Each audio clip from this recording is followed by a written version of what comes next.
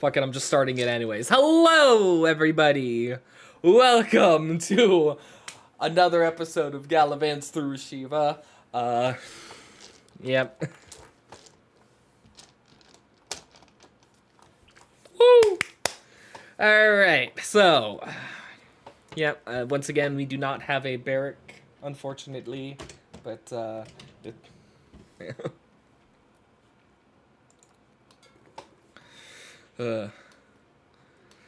so...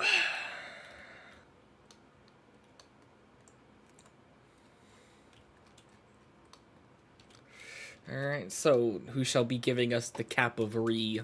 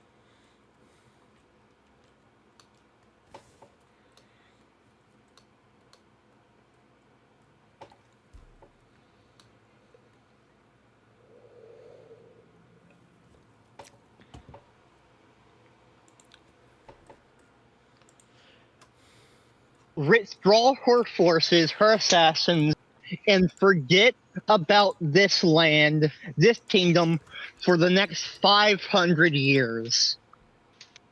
If they succeed in slaying him. And to make it entertaining, when they did go to confront him and had to deal with his immortality, the murdered goddess gave Zerzan a blessing or a boon. Thus, for the combat, it seems like Zerzan had gained a ritual dagger, the very same one used by her champions and worshippers. The same dagger that can kill people past the ascent of resurrection, if I remember correctly. Using this, with Zerzan's smart moves and planning, which featured her dropping a train on him, more or less. I dropped him off He was able train, to but that's hold the pretty guy close. and drop him off the train, and pinning him to the floor. Zerzan was able to successfully take his life with the dagger, slaying him past resurrection.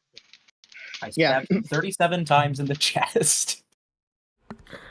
37 And then he stab got- wounds! 31 stab wounds! But then he got back up and mutated into a fucking Dead Space crab. Fucked up looking Meyer And alert. then after we killed him, something odd happened. The entire location the fights took place in was suddenly overtaken by a fog. If I remember correctly, it began raining blood as the champion, began to mutate. Or as he so elegantly put it, I will continue to serve her even past death, making him, in all likelihood, some sort of undead abomination, as he became the giant enemy crab, or, as the title puts it, Phase 2. Hit the weak point for massive damage.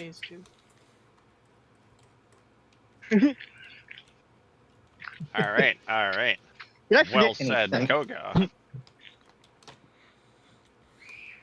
With that, let us take a look here at our turn order. I believe we will just hit it off with whatever we had last time. Does that I seem fair believe to we were everybody else? starting at the top of Yeah. the initiative Yeah. order. I think I we think it specifically just Yeah. wound up like that. yeah, we specifically Yep. kept going just so it would yeah. Alrighty. In which case, to the good doctor goes the first turn. Oh shit. The Oh, where the- unprepared good doctor, apparently. Well, yeah. Let's see.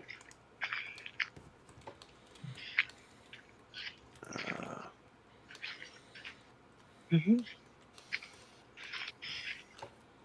I still have a few things active. Okay.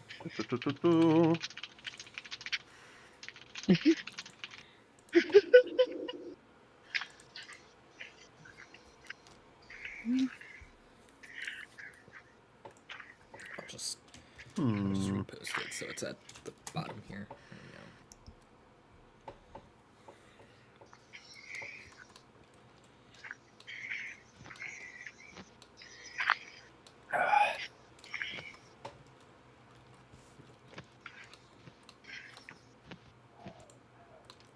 I am in rather precariously close proximity.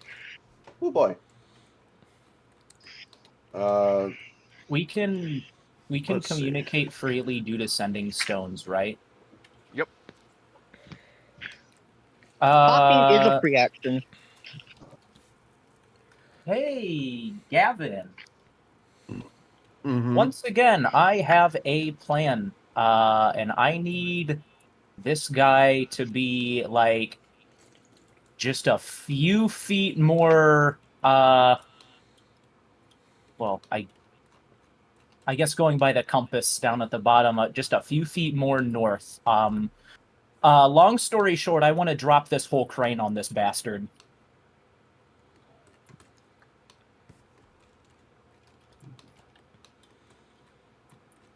So if you can get his ass aggroed to you and get him to start shuffling that way, I can see about trying to knock this crane over. Are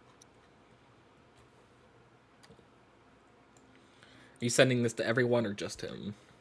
I'm sending this to literally everyone. There's no reason why everyone shouldn't also be able to know what my plan is. Yeah, just wanting to make sure. Yeah.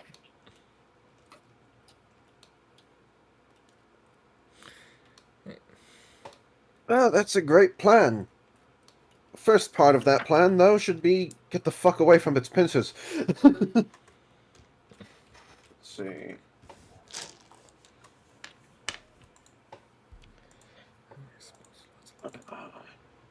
Shit.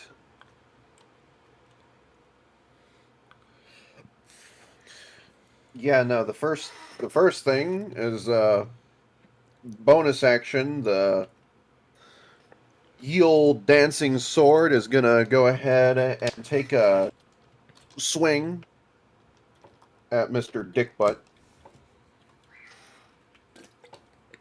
That's his official All right. name. Don't quote me.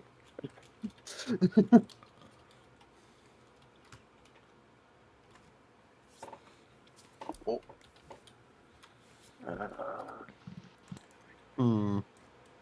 I'm gonna suppose a 17 doesn't hit.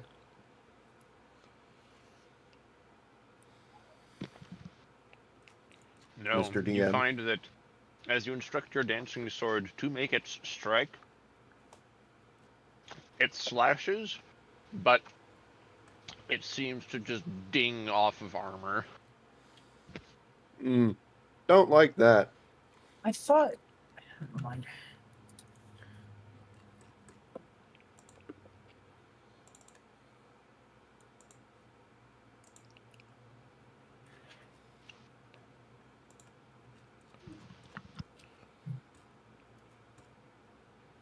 Gavin's gonna go ahead and try and back up around this way.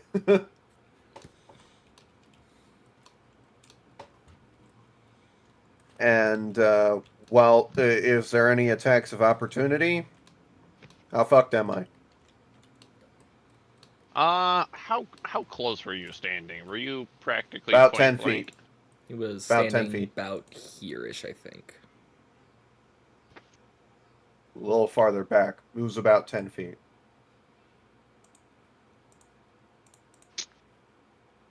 Being as this is the point at which he first appeared, I won't punish you for that this time. Hmm. Well, time for the wand of magic missiles, because... Fuck, I gotta be able to do something. Alright, fucking... Magic missile... How many charges is that?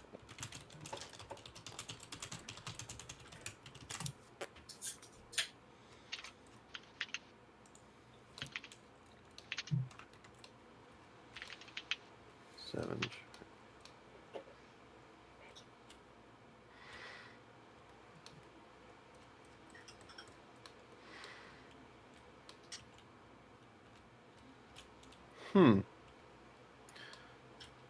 I'm just gonna do one charge. Because I've got 7 charges, and doing each of those over time will do more damage overall. Let's see. Whoop. Woo! Woo! So, I rolled all 3s, so that's 12 points of damage. Splendid. Pew, pew, pew, pew, pew, pew, pew, pew. And that's what I got for this turn.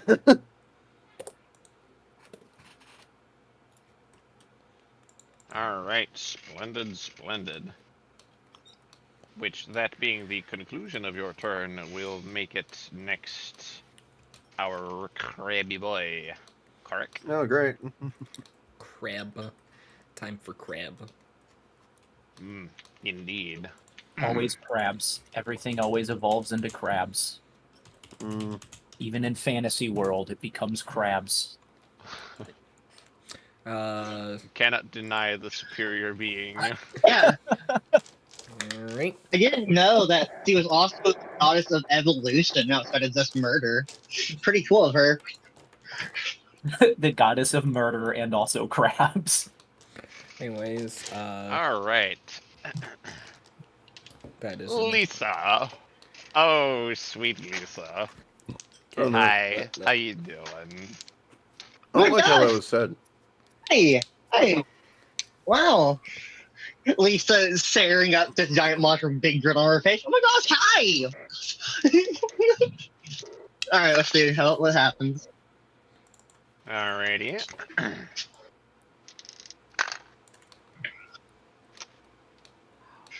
Alright, well, you are extremely lucky. Due to its clumsiness at having first come into his newfound form, his Shell? newfound evolution, Aw. he strikes at you, but due to said clumsiness, does not manage to hit you. At least not with either of his big claws. He will, however... Oh, that landed funny.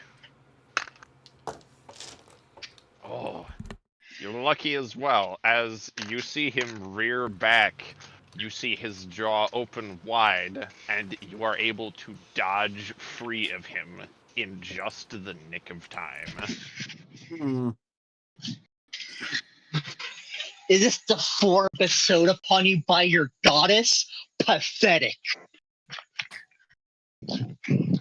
She just I sort of wouldn't- raises up her arms. I wouldn't taunt. Yeah, she's something. No! Oh, splendid. Splendid. Alright. He is going to move here.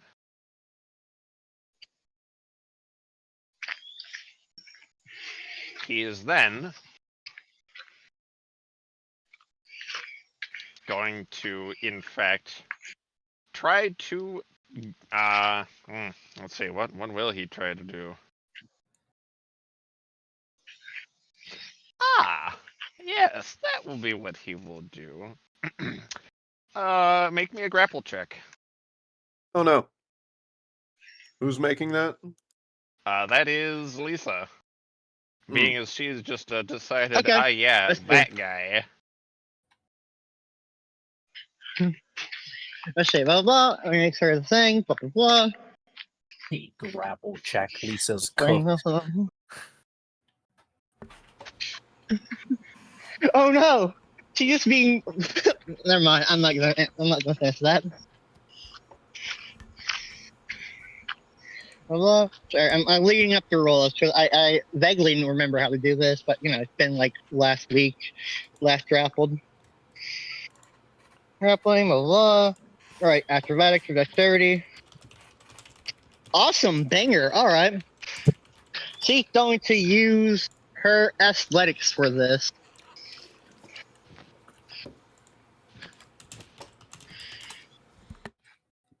Okay.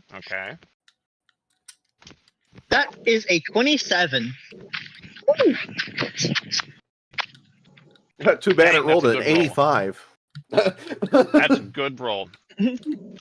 That's a good roll. As he approaches close, some of the meaty form of his body snatches out and grabs onto both your arms, attempting to pull you towards him. But you manage to flex your pecs. You manage to just put on this display of strength and snap this fleshy amalgam tendrils free of your arms, and they snap back into the creature which originally projected them towards you. I'm sorry, you said meaty, and now I can't get it out of my head. Big meaty claws! Like I said, I said it.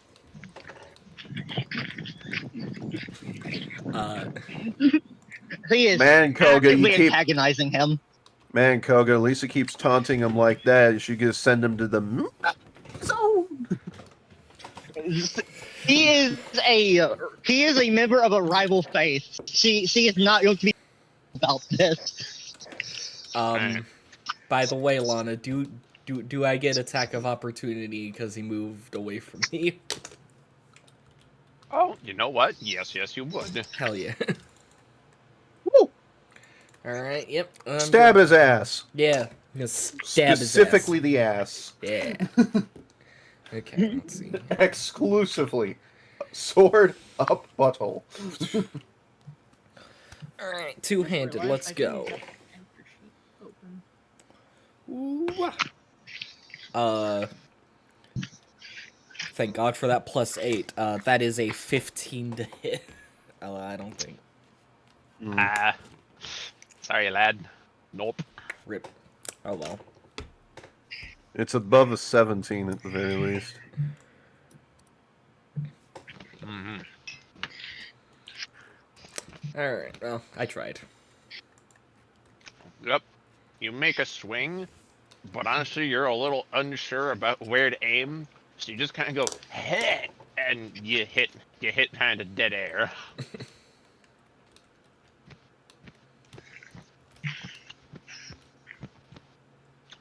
Yeah. That will conclude his turn for now. Alright then.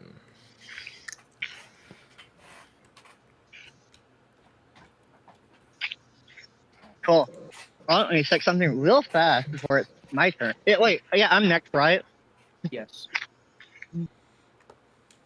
Let me just double check something and make sure I'm not pulling this out of my ass. I think I did, and I have it posted somewhere, but I think I forgot where I had it posted. Sorry. Of a bus. It has to be pretty quick though. Well.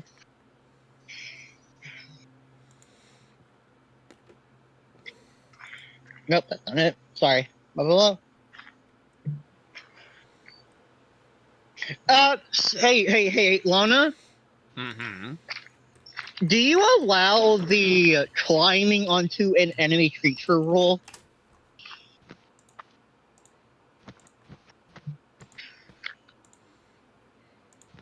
How big is this crab guy, anyways?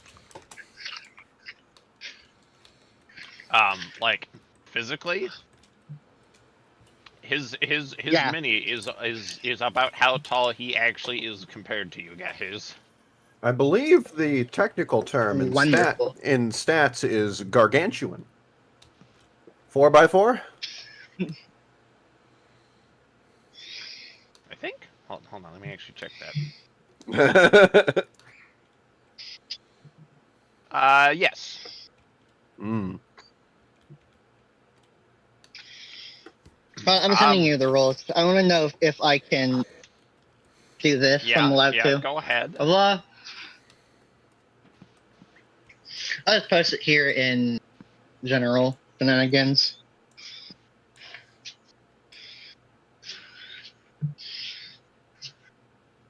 I'm trying to find good music for this, and Oops. I'm not. Hold on. I think I fucked it up somehow. Good job. If one creates from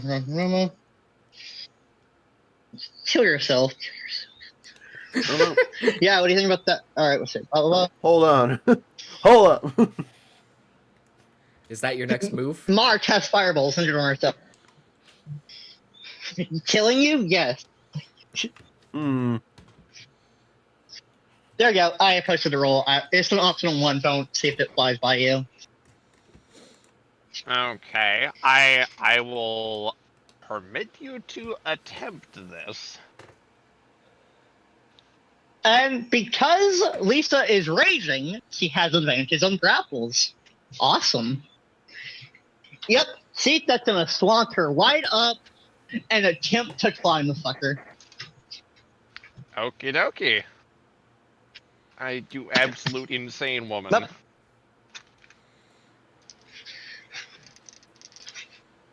And D&D gonna have to load.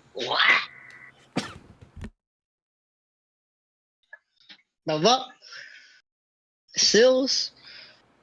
I can use athletics to make sure I can use athletics. I'm pretty sure I can. Sure.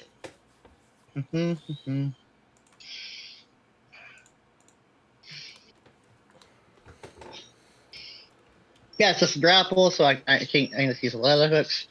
But the first roll is a 23, and the second roll is a 12, so 23. That does not succeed.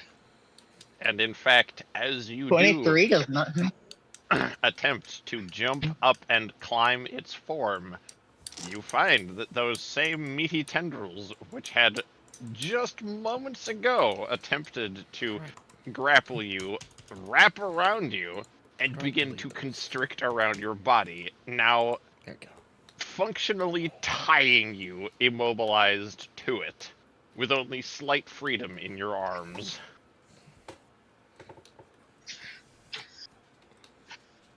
Cool. But actions. You still have your bonus action, but you do not have movement.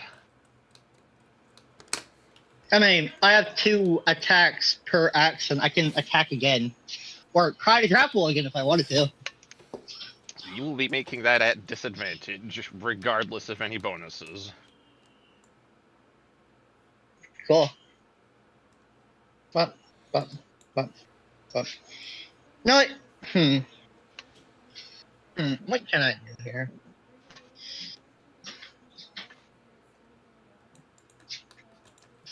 Alright, so that is. You know what? Fuck it, sure. I was saying Lisa will try to just grapple the creature again using her flat roll. That disadvantage counts without normally. However he wants to roll that. Go ahead. You will be rolling that at disadvantage, but you know what? You're welcome to try. Hmm. Uh-huh.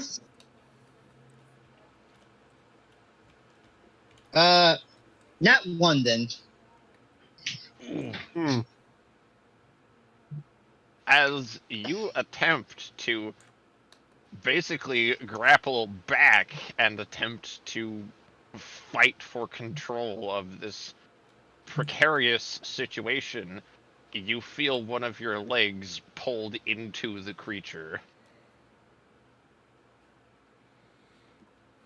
Oh no, the assimilation has begun.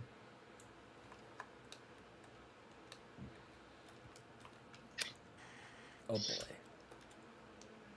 Well, do I have any? I'm gonna see if Lisa does have any bonus actions she can. All right. Hey, Lana. Oh, Yes, what up? Can I get a quick re-description of what this creature looks like beyond the mini itself? It is a bone-armored, flesh amalgam. Four-legged, it possesses two massive claws. It has almost hair behind it, made of these fleshy tendrils of the same sort, which now appear to be grappling and pulling in Lisa. Yeah. Yes? Sorry. Now, quick question. Yeah. There is exposed flesh areas? Some, yes. Are we talking exposed flesh areas such as the joints? Those appear to be the most prevalent of such. Does that mean its neck is technically exposed? nothing. You could attempt to target such. Don't cast Beautiful. plant growth. Oh yeah, I'm definitely gonna cast plant growth. No, I'm not gonna cast plant growth. I'm not that stupid. This thing isn't even Anyways. a plant. It wouldn't do anything. You would just waste an action. Yeah, But it I would have be to already funny. spend my. It would be fun. I'm gonna be using my action for something else, but that's for an entirely different reason, and hopefully assisting in Zurzen's plan. So, anyways, carry on. Okay. Oh, fuck. I know what music to play or to listen to while this fight is going. It's not actual D&D music, but you know it's close enough. Judas Priest, Painkiller. Oh, and I even put music for this. Oh well.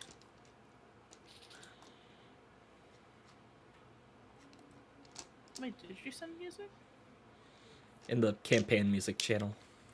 Oh shit, I didn't even hear it. It's not even loading.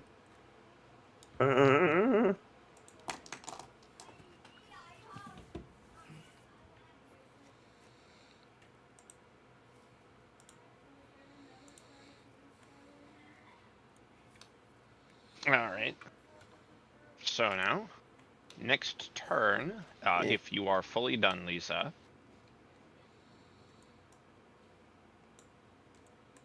Mute check.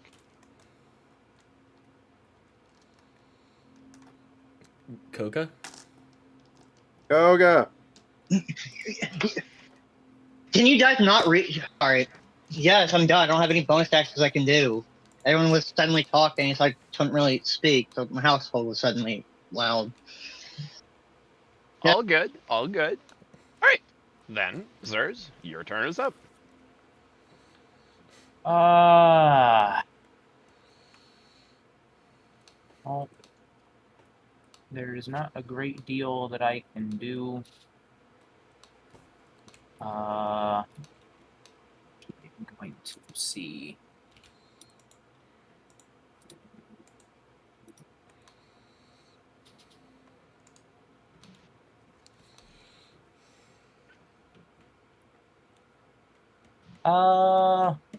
Yeah, I am going to use my dash action, and I'm going to move over here. Alrighty. Remember, you also have your Vortex Warp if you should like to use that for anything. Although I do know you tend to desire to save your spell slots.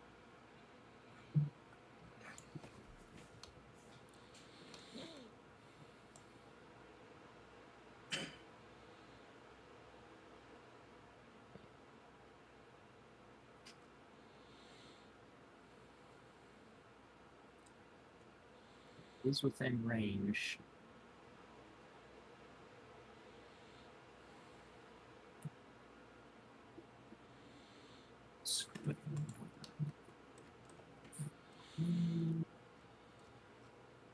Sure, I'll vortex warp myself up here. Whoa, whoa, what the?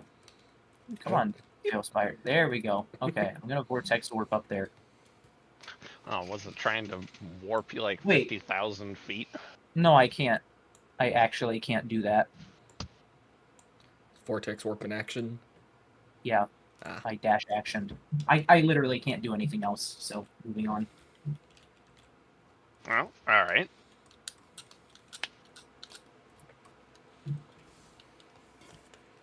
Then, let's see, the next in turn order would be Val. Oh, shit. As much as I would love to listen to the music while this fight is playing out, it is just slightly too loud. Alrighty. Alright, so yeah, I'm gonna be pretty much in the same boat as everyone else with the fact that I'm not gonna have a whole lot to do here. Which is only going to be me, mounting Polaris, and then using the disengage action on Polaris to get the fuck out of here. Indeed. A wise choice. A wise choice indeed. Actually, hold on. Sorry, give me one moment before I move. I need to double check something. You would think I would have double checked it, because I double checked so much other things and then forgot to double check this. Where are you?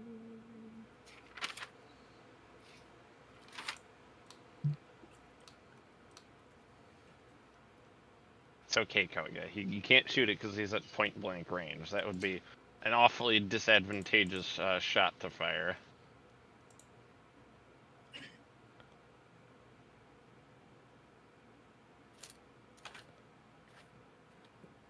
Shit. Okay.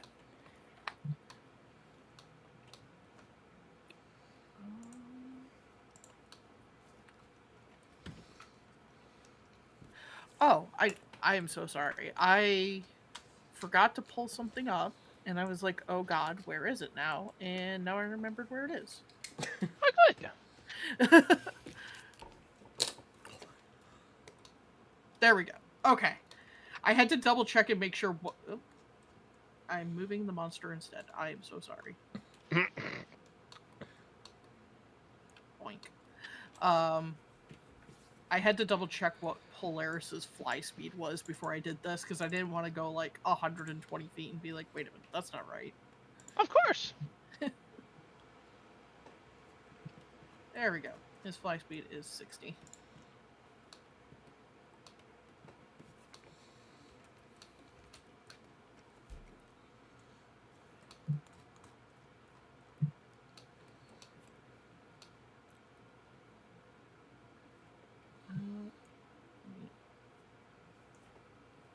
There we go.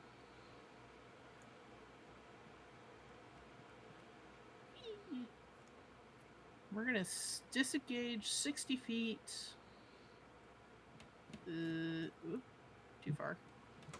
60 feet. This. You know what? Close enough. 60 feet that way. And that is...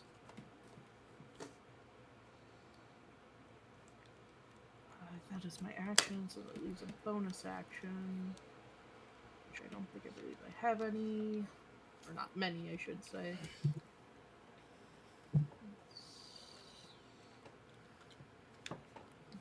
Yep. Yeah. So that is all I do on my turn. All right. So Alright. I'm just gonna get some distance between you. Okay. Yep. Makes absolute sense. All right. Then after that, it is Mara. You are up, our esteemed Alright. pink tiefling, All right. in your maid outfit. Am I within melee range of the creature, of the monster? Let me see which one is yeah. You are I where am. this, yes? Yes. Okay.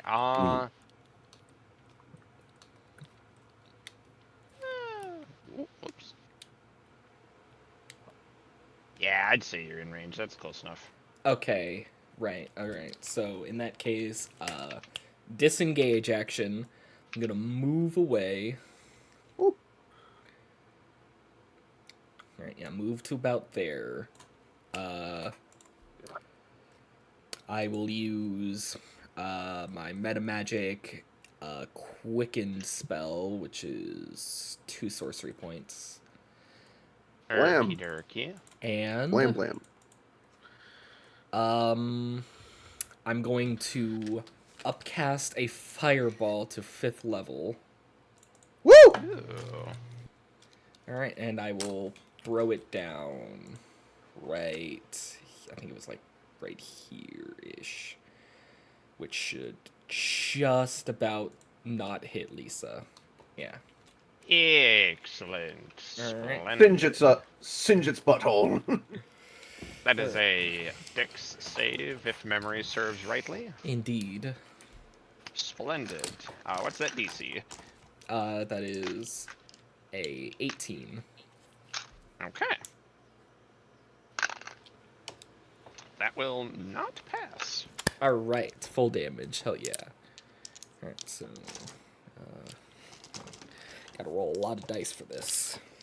1, 2, 3, 4, 5, 6, 7, 8,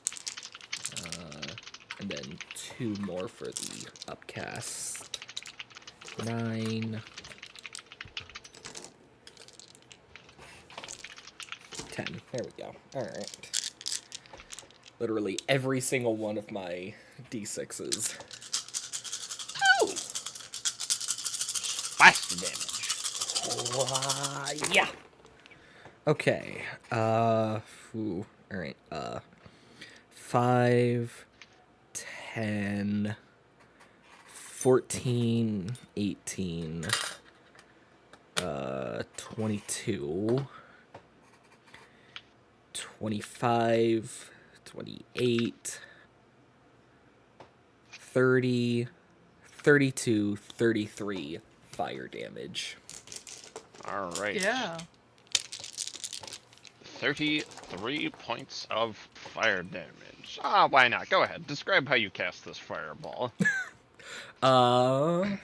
Basically, as Mara is running back, she sort of, and as she's running, she sort of like balls it up in her hand, and mid-step she like spins around, jumps back, and chucks it, then turns and just keeps moving.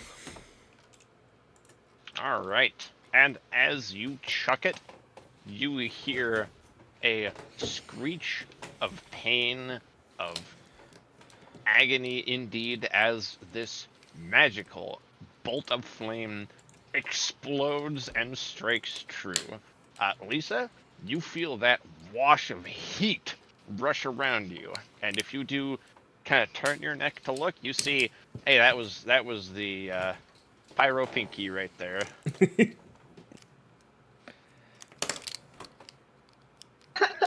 Feel that bastard? Soon be the flames of hell you feel upset. I did not unmute in time for that to be caught, I think. No, you did. No, you good, you said good. it. Lisa starts laughing. Never mind. Yep, that's all. Yep. Sums up while being entangled. As you were. All right, and that is my turn. Excellent. Which means back to the top.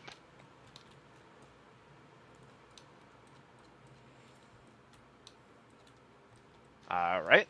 Long as I'm not being a Dumba. That would be Gideon, right? Gavin. Gavin. Yep. I had names are an Gideon abstract descends concept. from the heavens. Gideon descends from the heavens, passes Might at Ninth level, leaves. Bonus action. Yeah. Dancing Sword's last attack before it just fucking flies back to me, and I have to put it away. Woo! Okay. That's better. 24 to hit. That will indeed strike true. If you said it Swear didn't hit, you I had was said gonna otherwise. Look, I'm mean, but I'm not cruel. Not yet. I don't believe it. Not kidding. I can 100% believe it.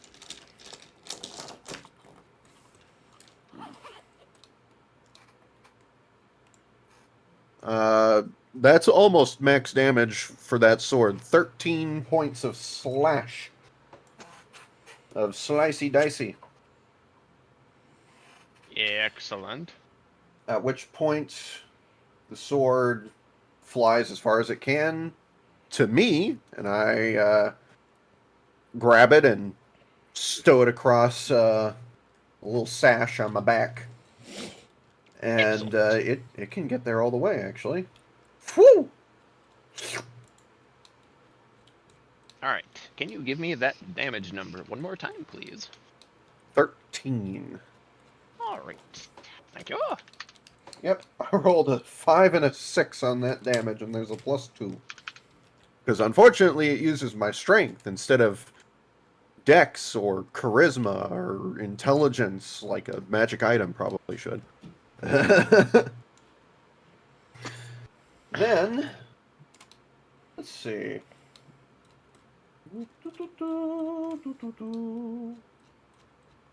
Still heading out this way. Full. Hello, Zerzan. And another charge of them magic missiles. Alrighty. Go ahead and roll it. Woo! Whoa, those are 4s. That's all 4s. Very nice. Very nice. 12. 17 points of force damage. Okay. Okay.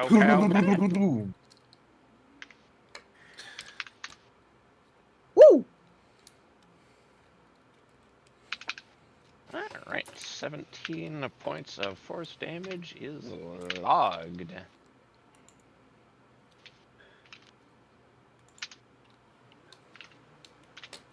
Okie dokie. Will you be doing anything else on your turn? That is main action and bonus action. No, and I've spent my movement as well, so. Shoop. Alright. Excellent.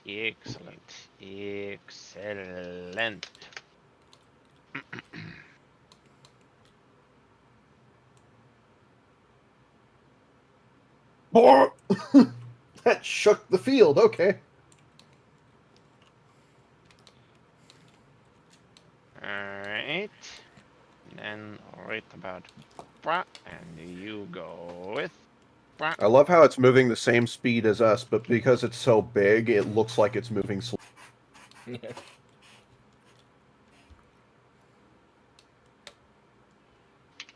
Let me just double check that. Oh, you're lucky sod. Instead, it just vomits acid on you. Acidic blood. No. But how's about that grapple, though? Oh boy.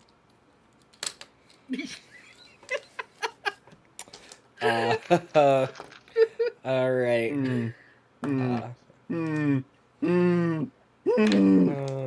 My acrobatics is slightly higher. So.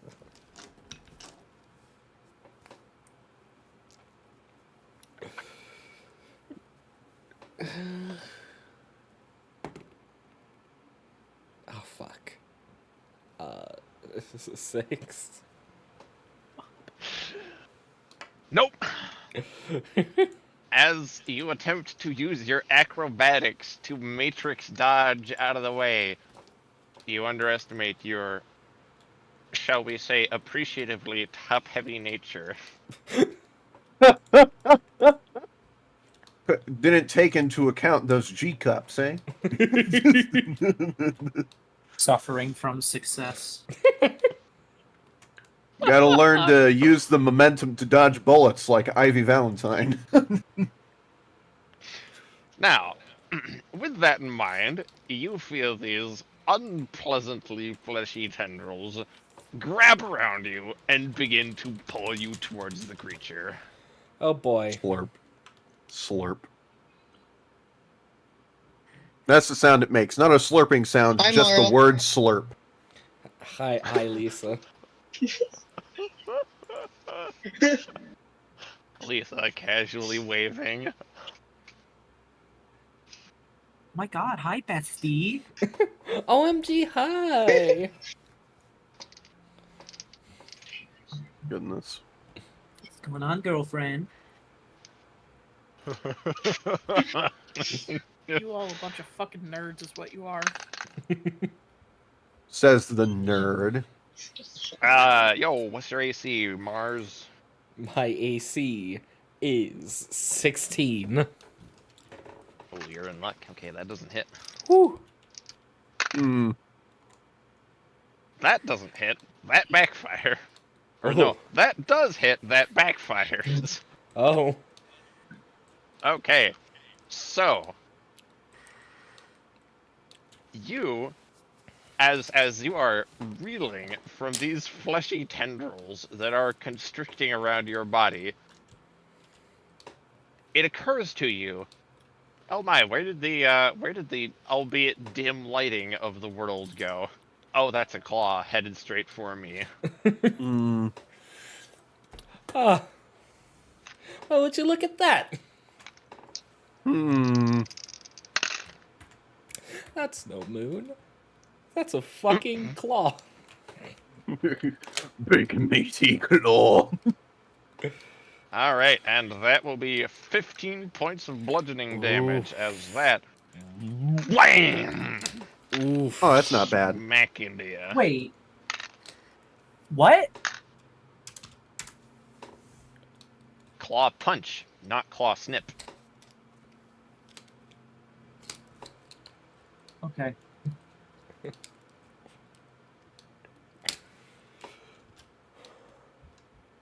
Look, I'm just happy it's dealing a set amount of damage and not, the amount of damage that probably it would be doing according to rules based on size. Now, as for the other attack that it did, it happens to swing with the other claw, entirely missing you, and severing the fleshy tendrils, which would otherwise continue to pull you in towards its mass, because it rolled a 1. Lol. Yeah, you got a lucky break there, friendo. That's what we Or call itself in self-fuckage. confusion. Now, of course, that does still mean you have fleshy growth things that are attached to you, so you probably should do something about that. Yeah. Hmm. Mara can survive fire, right? That's a concerning question to ask. I mean, if she has resistance to fire, she could just catch herself on fire. Oh, true. That's an option. Self-immolation. That is a very Mara plan indeed. Oof. Alright. Your maid clothes may not survive, though. Oh. They're magic. Outfit update. With that turn concluded, Lisa, you are up first and foremost before you do anything else. Make a either strength or dexterity saving throw. Alright. Strength, because, barbarian angry, barbarian strong, and she has advantage. Wait, she also has advantage on dexterity effects. Choices, Robin, choices. Well, you already hold on. picked strength, That's so you're rolling D&D that. Beyond, quickly. Yeah, D&D Beyond is just load. I'll do strength. Ugh. I like how its claws are like melting into its Yeah. own body. Me on Wednesdays. Huh? You have claws? Sure. Huh? Alright, Do you guys, not? don't distract him. Koga, what's your roll? Yeah. I don't know. D&D Beyond isn't loading. I see. I told you this. If needs be, you can have There somebody we go. else roll I for think. you. Oh, you good? I think it's making the red circle that spins really funny like. There you go. Make sure, let me just double check. I do in fact have this one. Yeah, yep. I clarified. Let's see. That is, for my first roll, a 12 out. For my other one is a nat 1 for a 6. So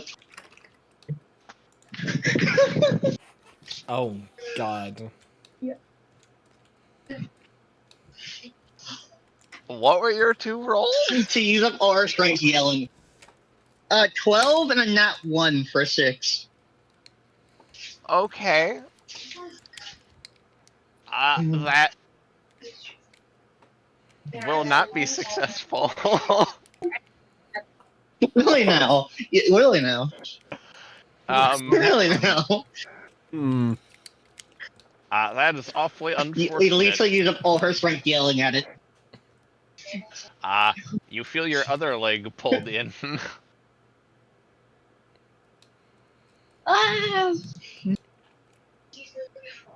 Alright, which gives you your main and bonus action.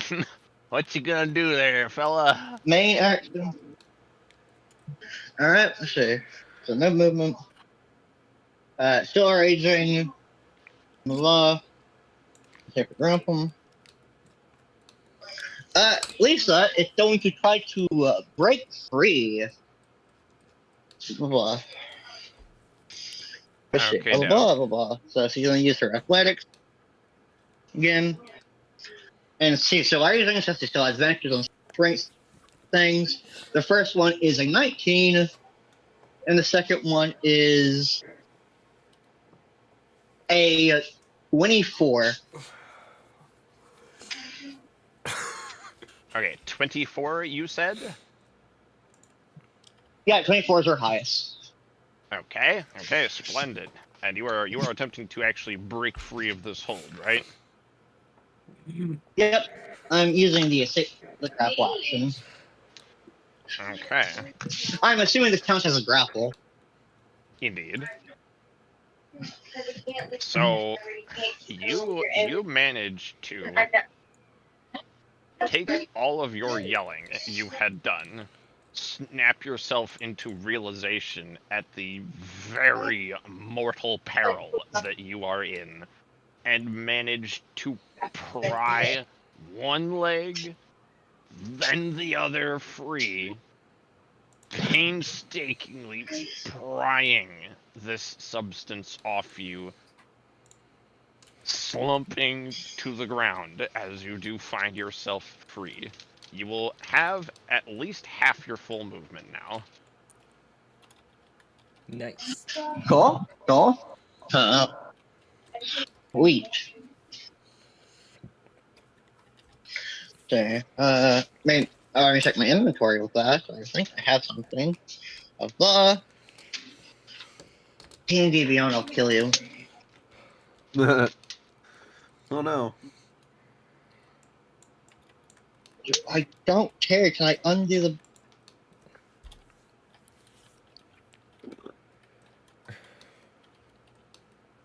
Well, there we go. Inventory. Blah, blah. Hmm.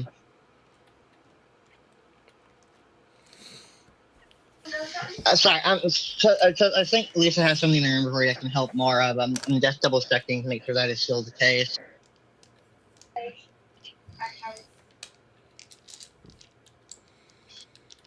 But if it... There we go. Inventory. But no main action.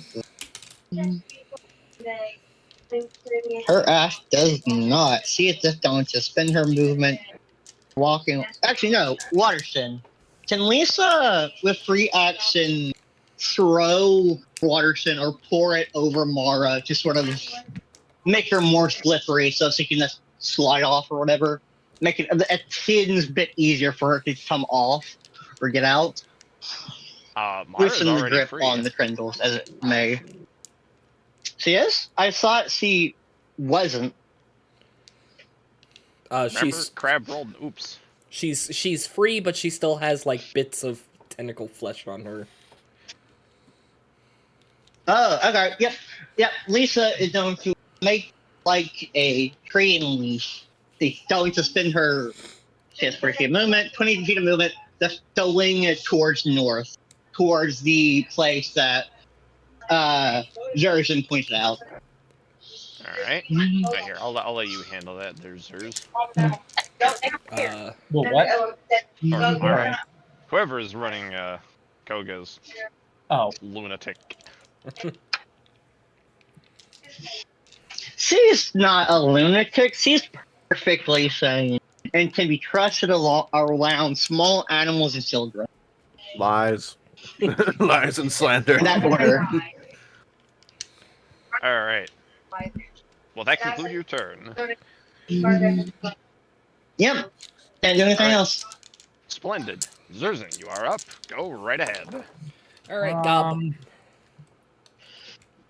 Remember, I did permit you to use the dash on your vortex warp during the events of the stop the computers type stuff, so I will permit that to still apply if you wish. I had simply assumed that was I had simply assumed that was just for that fight because of how huge the map was. I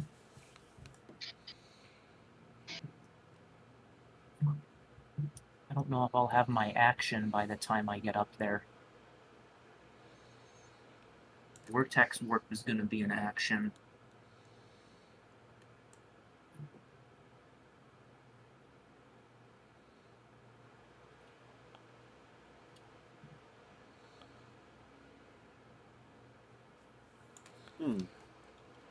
In the meantime, I may continue to attempt slaying these gnats that keep buzzing by my head. Good luck.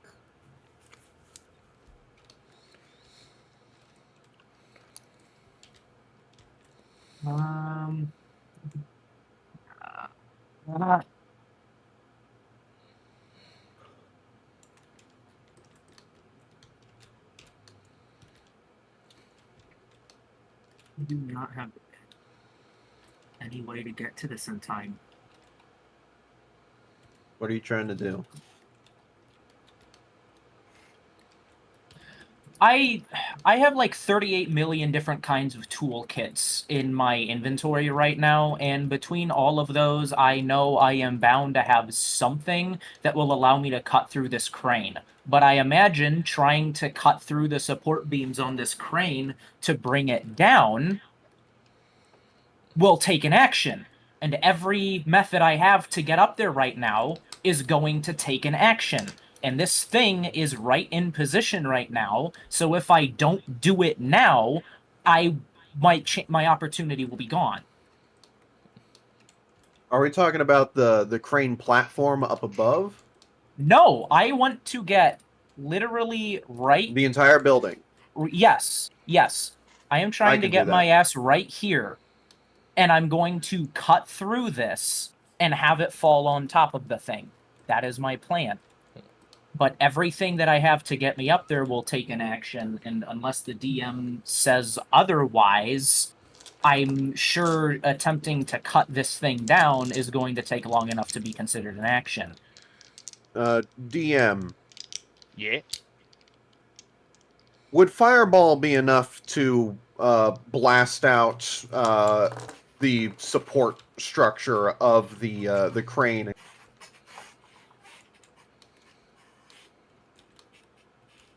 If upcast, yes, though there is a risk then that there is no direct control as to which direction it will Yeah. fall in. Kind of what I was thinking. It would yeah. depend on what which supports are taken out, because if it's the ones on the side facing the beast, then it would fall at least in that general direction. I'm saying at least outright. Given that it is a radius spell, it will mean that it's going to be down to me rolling a d100 to determine where it's going to land.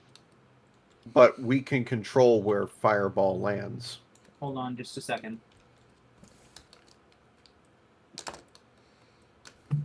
I'm holding my turn. Val, do your thing. All right. All right. Perfect.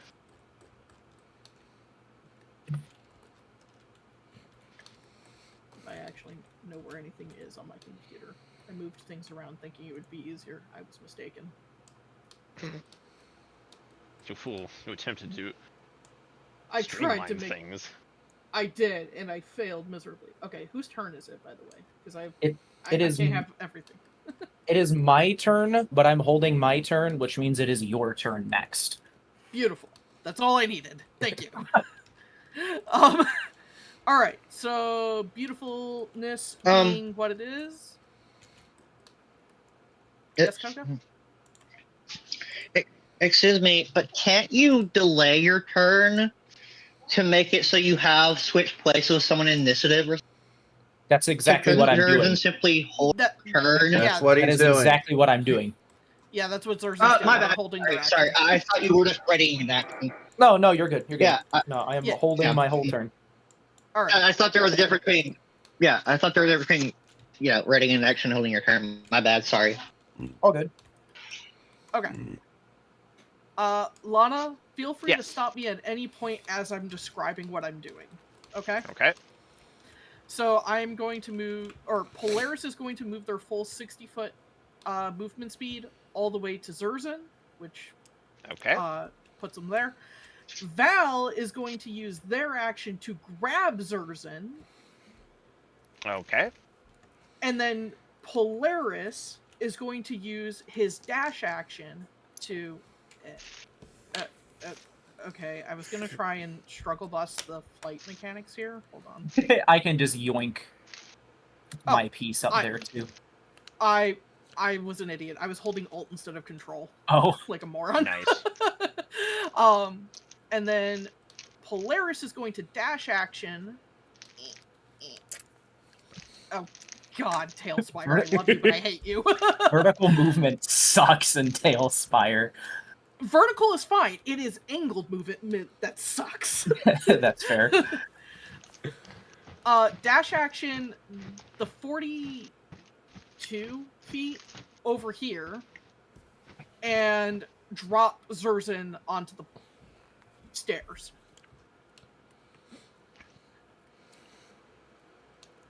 All right. Right. And then I imagine use the 20 feet to get out of the way. Yeah, and then move 20 feet out of the way. And not die. Yeah. God damn, vertical movement sucks. Tailspire sure is something. Yeah. It is. I love it. It's aesthetically pleasing, but good God, its controls are horrendous sometimes. Shit, jank. All right. How does that sound to you, Lana? I do not see any issues except for, did you actually speak with Zerz as you were doing this? Because if Yes. not, then I am going to make that a roll. Okay, I will ask you to actually roleplay that out then. Okay. We did it in just DMs because we didn't want to talk over people. Yeah. So basically, before Val moves his next turn, he sends Zerzan a message through the sending stones and says, Zerzan, find if I can actually open the correct chat log. Zerzan, what's your plan and how can I help? Because I have explosive arrows that may bring that crane down. I simply respond with, I have all manner of toolkits. If I can get up to the crane, I can start cutting down the crane and bring it down on top of that thing. I have Polaris with dashing, could get you up there fast. And then everything else from there was handled through voice here. That's when I said, I hold my turn, Val, do your thing. Alright. Cool. Then that shall happen as described. And then I will now take my turn, since I held it. And I'm assuming that between having carpenters, tinkers, smiths, leatherworkers, and thieves' tools all in my inventory, I have the capability to start bringing this thing down. Even if it takes a full round action, I'm going to try to cut through, like, this side and just have it fall. Bang. We have all the accoutrements of a Swiss Army knife and the size of one. The Swiss Army Goblin. Everyone needs their Swiss Army Goblin. But yeah, that is Would that my be called plan. a gremlin? That is my plan, as simple as that. I'm just gonna try to use my 38 million tools to try to cut through this thing. I mean, yeah. Given the sheer amount of tools you have, if you were not so tool laden, I might make that a roll. I don't see why I would need to make it one here, so I will permit you to do that. You will be spending your action and bonus action though, if you are Yes. okay with that. I was Full turn fully action. anticipating that happening. Okay. Because Well, then as go a ahead. DM, I would tell myself to do that. But yeah, I would, that is what I do then. I am using my plethora of tools to try to cut this thing down. Okay. Alright.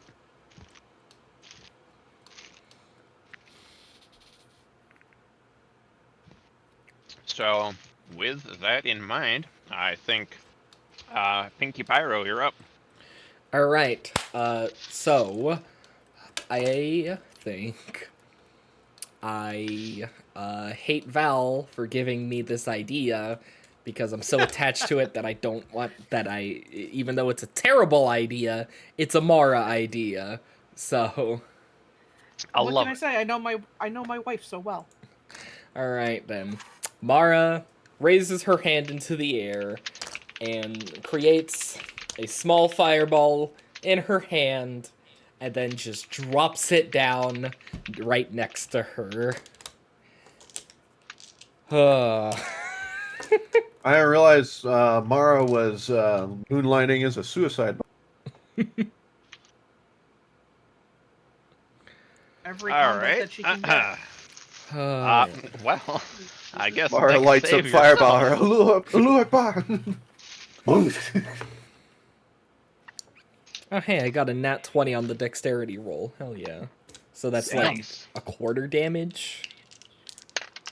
That would be up to the DM. Vanilla. Once you get half damage from any source, it doesn't half again. Ah, okay. So DM, do half damages like resistances and saves stack here, or are we going vanilla?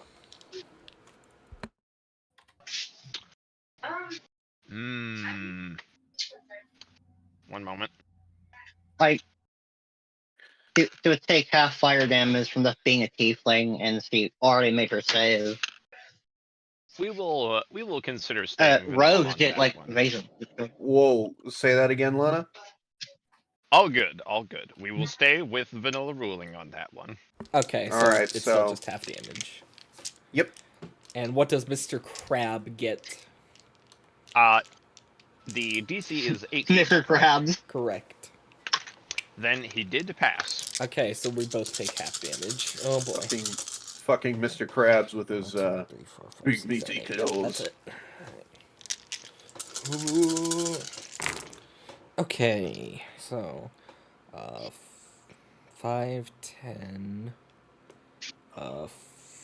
14, 18, 21, 22, 23, 24 half damage, so we both take 12 points of fire damage. Oh, still pretty good. Ooh. Still pretty good. All right. Hey, I don't mean to interrupt. Yeah, What happened? What happened to the crane situation? Because I just said what I'm trying to do, and then we just moved on to the next turn. Like, You are presently working on it. That's really all that can be said. okay. So basically, hold the fucker there. Actually, you know what? If you can, try to lead him further east. Try to lead him further east because the tip of the crane will have more speed behind it, which would theoretically deal more damage upon hitting it. So the further east we can get him, I'm anticipating the more damage it would deal. Well, brother's trying to apply physics here. That's how swords work. That's why when you swing a sword, you want to only strike. tall with is the last couple tower? inches. Tall enough. Well, no, how tall exactly? Because then we can calculate how I'm far not out worried it about will that. hit. Yeah. I'm gonna be perfectly honest. I don't think Lana's gonna do that much math. Yeah. Yeah. It's trigonometry. If you try to do trigonometry, I'm just going to give you damage. Please I do like not how insert dick Zerzen's math into first this. idea on how to take care of this boss. I like how Zerzen's first idea to take care of this boss is to commit more terrorism. The doors are gonna hate us. Isn't that what our party just does, though? You're using that to rebuild. All right. Yeah, you're Guys, one to lock talk, it in. Koga. Yeah, What do you you got mean? any I'm more Lisa. batteries I'm to Lisa. fill out, Guys. Koga? Guys, Hey, everybody. Thank you. Mara, your turn is concluded. Dr. Gavin? Oh, yes? Got anything else? Anything else? You have your Okay. bonus action and your movement. I'm assuming Zers did actually say to bring him east. Yes. Not okay. Yeah. Yes. All right.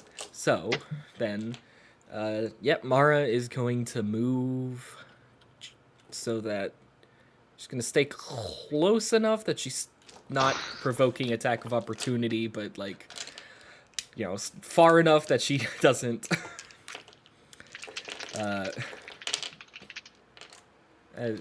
That she doesn't get hit by the crane herself, so I'll say there-ish. Also, yeah, Mara is not looking great right now.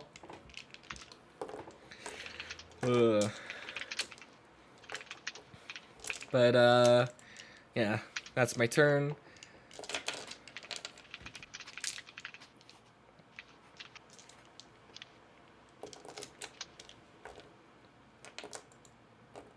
All right, splendid. Doc, yell up. I'm moving closer to the crane for now. Okay. Actually, kind of over here, but not in direct line of the crane smashing down on me. We want him to move further east. I can't exactly move him, and my wand paralysis has a DC of 15, so I'm not going to trust in that. So instead, let's see here. I'm reaching into my Helm of Brilliance, and I'm pulling out one of the 13 rubies. And let's see here. How much is that? Range 120 feet. Yeah, that's fine.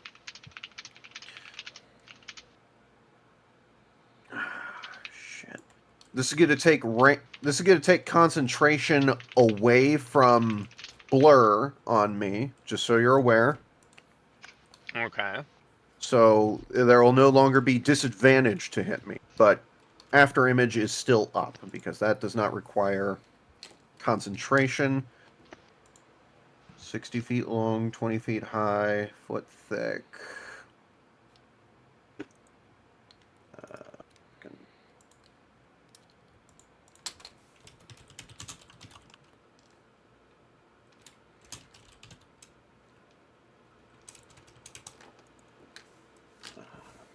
How do I... Right. Whoa. No, that's not there. M, please. Thank you.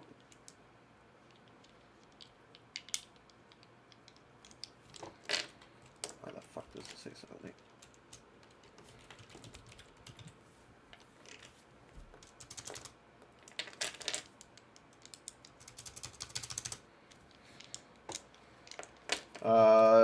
Sorry, horses. Right there, wall of fire. Alrighty. Ooh. With the fire damage facing in the direction of the beast. And, yeah, so long as it is, well, first off, each thing within the firewall must make a dexterity save, so crab fuck. DC 18 dex save.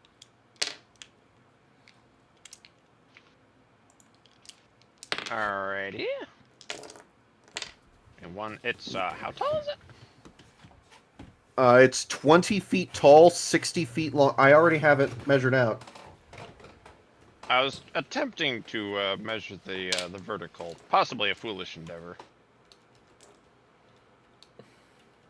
Wow. But yeah, no, it's 20 feet high and a foot thick. Not that that matters. The wall is also opaque, so it cannot see past it so long as it can't see above it. Yes, that's close enough. I'm gonna leave that. I'm gonna leave that. Oh, or I'm just gonna delete it. Whatever. Okay, can't see past it. The saving throw is what? Dex Okie dokie. 18 to pass. I'll land it all askew. That will not pass. Alright, it's gonna take full damage. Need more d8s. That's a d4. Fuck off. d4.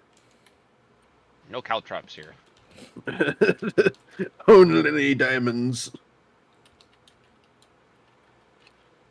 5d8. Fire damage. Oh. Woo! Good rolls, good rolls, good rolls. 8, 10, 15, 20. That's 29 points of fire damage out the gate. Okay. And in the creature's direction there, every character or creature that ends its turn within 5 feet of that side of the wall or inside it takes that damage. The fire damage, the 5d8. Roger that. Roger, No Roger. save on that. Just don't end your turn there, allies. Fair That enough. is- Fair enough. Yep. I do what I want. So that's to discourage it from coming this way, at the very least. And Tamara and Lisa, through the Sending Stone, back away from the flames, to the east. Don't let the flames singe you. They're to deter it. I mean, unless you want to get singed. I mean, you do you. And that is my turn. Alrighty.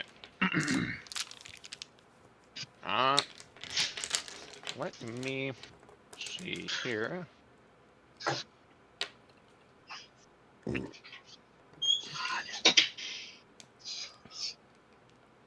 I'm gonna break my laptop. Sorry. Well, don't do that. That'd be bad. I have to go and get my roommate, so I will be back. Motherfucker. Oh, you Motherfucker. won't need to roll anything for this particular case. But, Mara, Gavin, and Lisa, all of you, please make dex saves at disadvantage. Oh boy. Disadvantage. Wouldn't. Okay, so Lisa has advantage on dex saving throws. Would that negate the disadvantage? Be a straight roll? Yes. I believe so. Go ahead and roll flat then. What is causing the disadvantage? being out of feral. curiosity? Oh, that's a D12. That's a D20.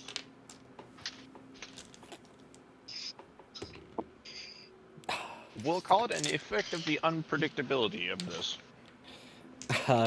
So that's a 6.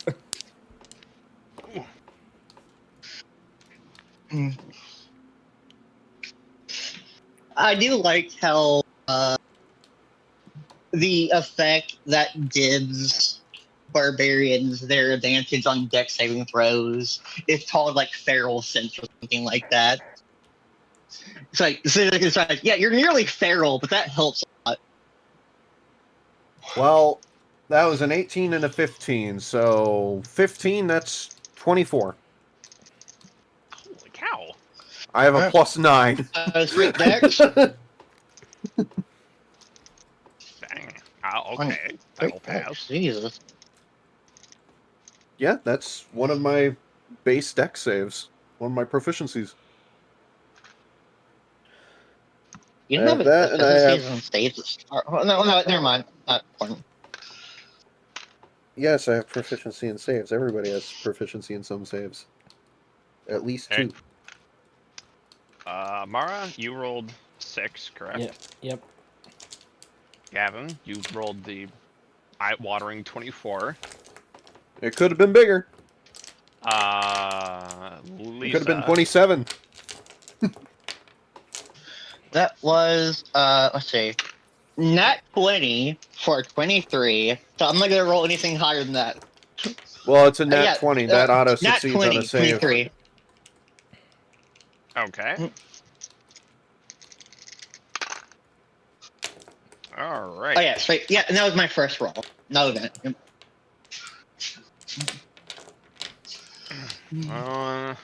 One moment while I do some calculator. Lisa looking as Mara Oh, is this the basically crane? trips over her fingers. No, not yet. Trips over her feet. I was Because about if to this was the crane, I was about to be mad because I'm not in the path of the crane. I'm just barely out of it. Never mind. Yeah, that's now. Lisa has proficiency in strength and con. Sorry, All my bad. good. All good. I understand excited exclamations. What you guys do see is those hair tendrils splay into the air, and in that instant, the blood-raining clouds strike down 3 bolts. Mara, Yeah. I am deeply sorry. That is 45 points of lightning damage. Ah. All right. Well, Lisa and Gav, you will both take half that. all right. Well, everyone, you see Mara just crumble like a sack What of damage? potatoes. Oh, I am so sorry. Only slightly. Hang on. God damn. Kill!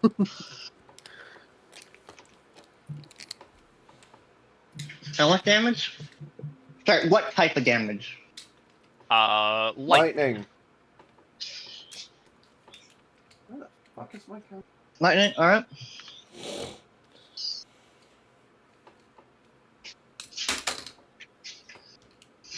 So yeah, have that be. Let's 22. half of 45 real quick. I Round just down, did so it'd that. be 22. Yeah. Thank you.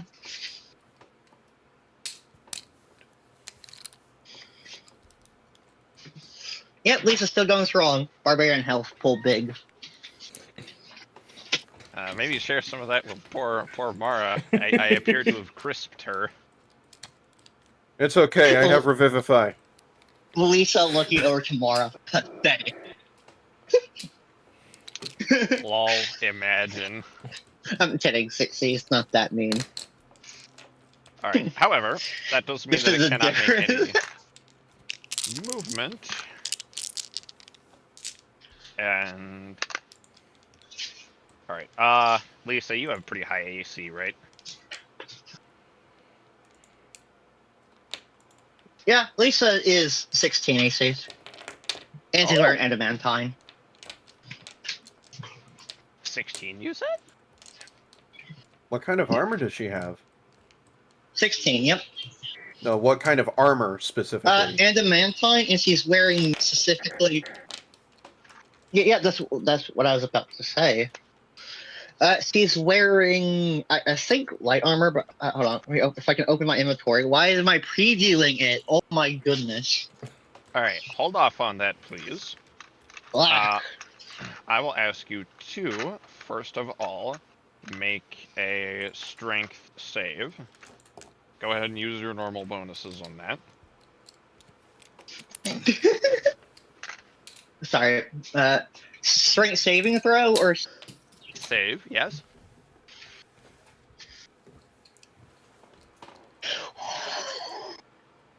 okay. And I have advantage on those, so that is a 17 and a 16. Alright. That is So my high number is a 17. sadly not enough. Youch. Chomp. Slurp.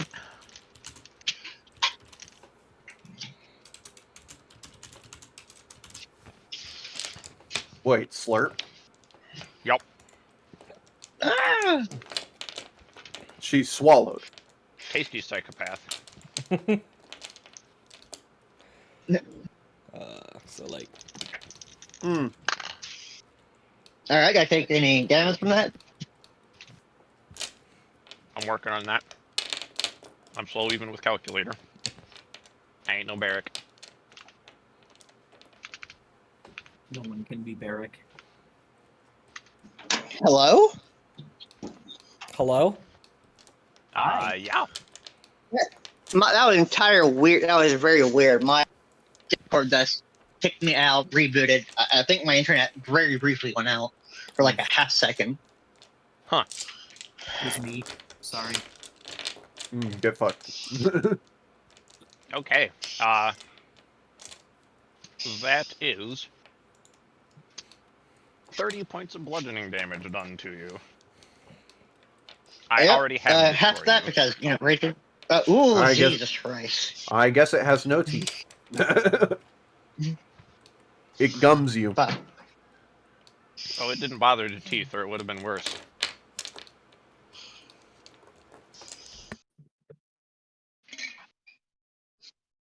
So 30. Blah, blah. Alrighty. Which will conclude its turn. Next up will be Lisa. Unfortunately, just become Abomination Chow.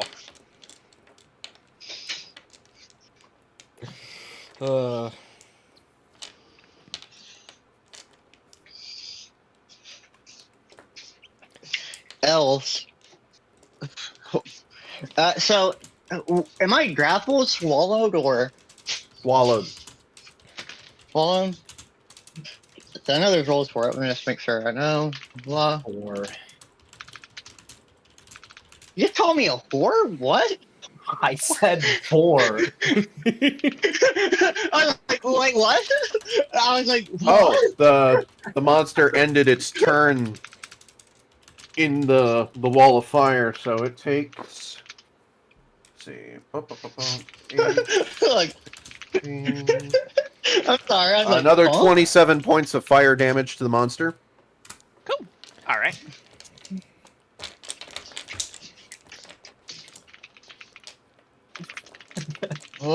Uh-huh.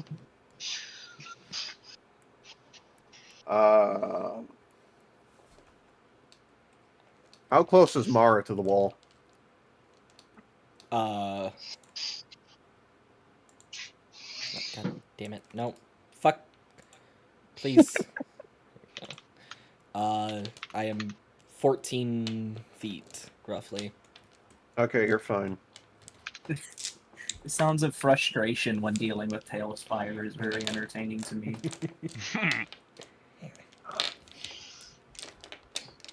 At least it's. I swear there was. At least it's not trying to deal with fucking tabletop simulator. I can't even run that shit anymore. Oof. Yeah, no, it just crashes randomly after like 10 minutes consistently.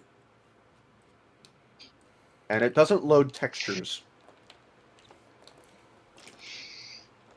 We'll assuming consider this it for follows- simplicity as grappled. We'll just go for that. Alright, I was if we saying need if to it's- adjust. Yeah, because I know with Stronghold you can do damage and make it spit you out. I was like, would Lisa freak the fuck out and start just slashing? She probably would.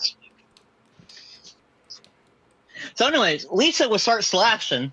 All right. All right. So anyway, I All right, started blah, blah, blah. stabbing. Go for it. Roll your I attack. started stabbing. Right before she's going to, if D&D Beyond loads, before I throttle my phone.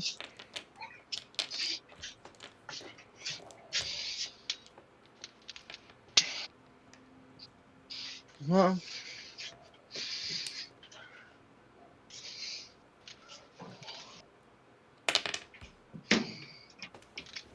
Lisa doesn't want this beast, blah, blah, blah. Knowing that Mara sort of collapsed into a pathetic heap there, like a few feet over, I think Lisa would. I think Lisa would have enough mind to try to make it not move, in the sense that she doesn't want it getting close enough to Mara to finish the job, so to speak. So I think once my D&D, she was going to cast Booming Blade and slash at it while she's inside the thing. Okay.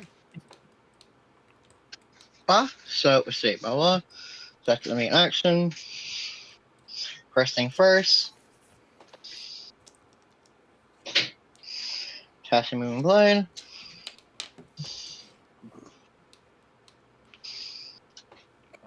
That is. Hold on, I need to actually slash first. My bad. Does a 14 hit? Yep.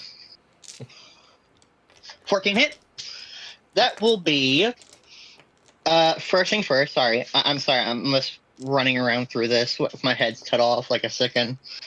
Kelga, stop apologizing. Start doing. Go. That is going to be 13 thunder damage. Splendid. And then that's going to be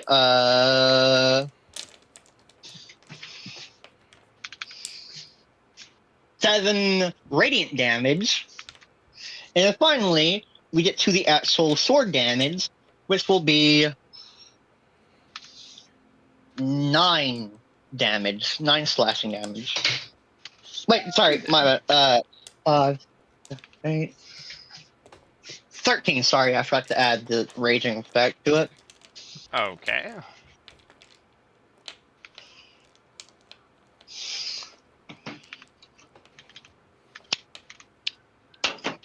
All right. Excellent, excellent, excellent. Are you doing anything else this turn?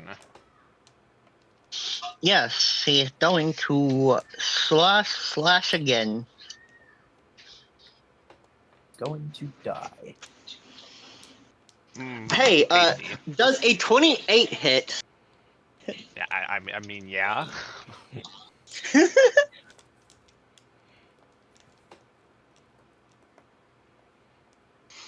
Let's see, blah, blah,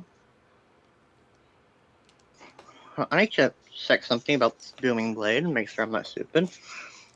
Please check after you finish your roll.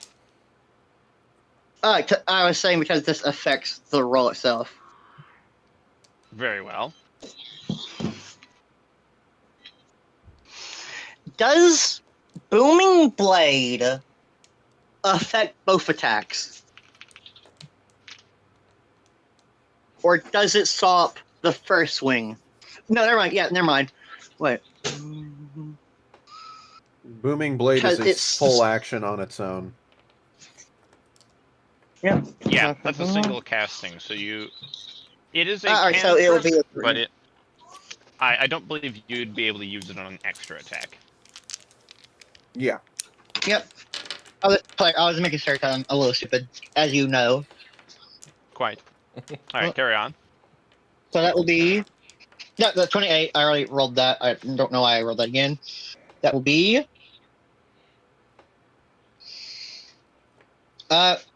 13 slashing. And I have realized I have forgotten about the radiant damage the blade does. Because I am You the did fool. the radiant damage last swing.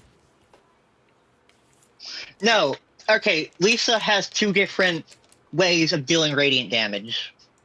First is by her Holy Fury Barbarian feature, and the Great Sword does radiant damage on its own independently.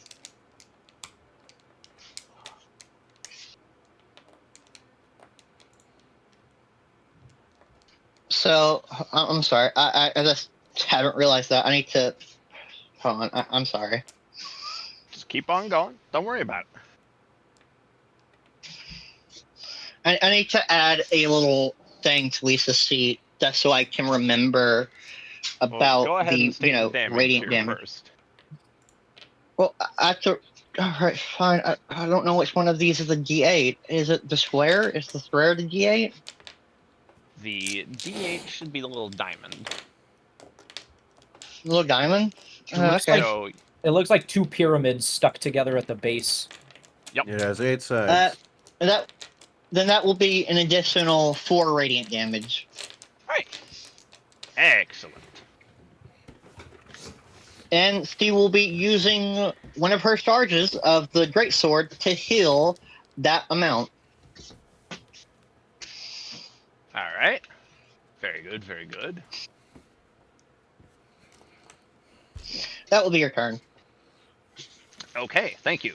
And keep in mind to add that thing that you did want to add. Thank you, Koga. All right. I believe Zerz is next. Yes. Excellent. All right. You have completed cutting the beams, and you may, at any point, set off the reaction. You can, of course, obviously do that right now if you like. I mean, I have no reason to delay that, so... Timber. Oh boy. Get out of the fucking way! All right. All right. Excellent. Excellent.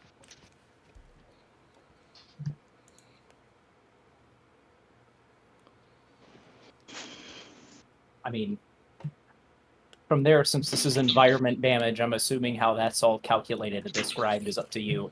I cut it down, and I guess I use a couple feet of movement to scoot out of the way myself, but... Yeah, give me just one moment, Okay. as I must consult on something.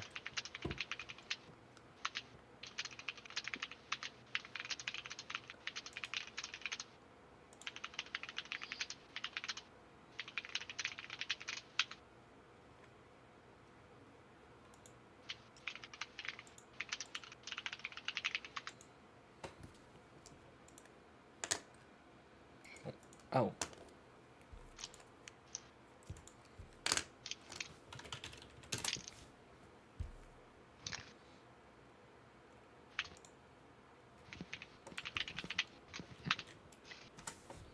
All right.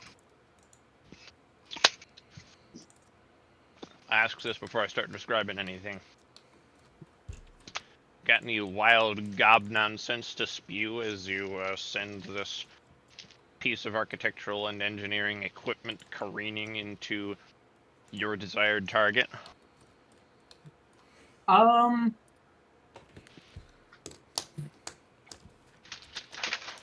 do. I do, actually, but she's going to say it entirely in Goblin. Oh, delightful. So, to everyone else, because I'm assuming no one else can speak Goblin, it just sounds like incomprehensible chattering. Sacre bleu. That's what we hear. To you, Mr. DM, I will send you what she shouts, because, you know, you would know that.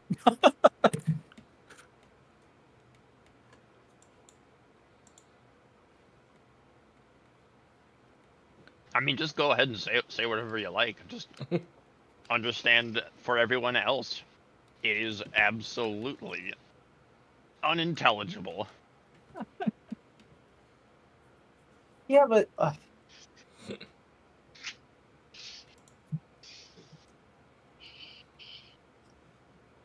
Let us be in suspense. It's fine.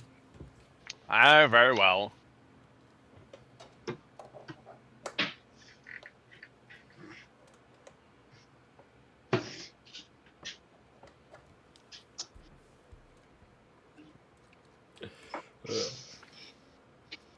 I can't wait on all this time without remembering that I do radiant damage for every hit. I'm kind of stupid. It'd be like that. Ah, okay. To be fair, I forgot the first two rounds, whatever, that this thing is considered undead, right? No. No? Well, shit. Oh. He By just the way, real I quick. thought Davin left for the So, No, that Koga, was the Val. I just had to... I wanted to tell you something. What you said of feeling like a moron. Allow me to tell you that you are literally not the only person who forgot that they had wings. I put my entire D&D party in a one-shot in which they were all angels, and none of them thought about the fact that angels have wings until the literal very end when my brother was just like, wait a minute, we're angels, right? I'm like, yeah. He goes, we have wings, right? Yeah. Can we fly? A little bit. And I just hear my bard go, are you fucking kidding me? You don't understand. It was an Lana entire gave us group a of puzzle. 6 people who forgot that they all had wings. A whole group of them. I remember I was running Curse of Worse, Strahd, and Lana gave was us- in it. Done. I was running Curse of Strahd, and Lana was in that game. He was in with a Warlock, I believe it was, who had his... or no, he was a bard, but he was an ASMR, and he had his angelic guide as part of the backstory, and he had completely forgotten In my defense, until did he remember. died. I did remember, yet was playing a little too hard as a character. I should have been more flexible with it as a game mechanic. That's more me electing to not use it foolishly, which is not necessarily better. Anyways, we should focus You in, don't understand. however. Now's not story time. Yes. All right. Sorry to interrupt you, Koga. But Zers, as you speak this out in your native tongue, you, of course, everyone hears the crunch of wood, the creaking, snapping, and the crane, this massive piece of equipment, begins to tip and fall. This mutated creature, he turns to look up at it, and he seems almost to sigh as this Lisa, even from within, you can hear something loud outside, although the definition as to what is lost upon you.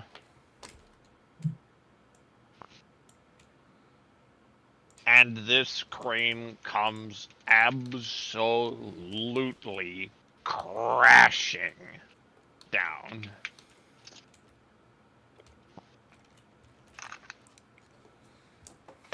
Dealing 5 points of bludgeoning damage. No. Hey, easy there, boy.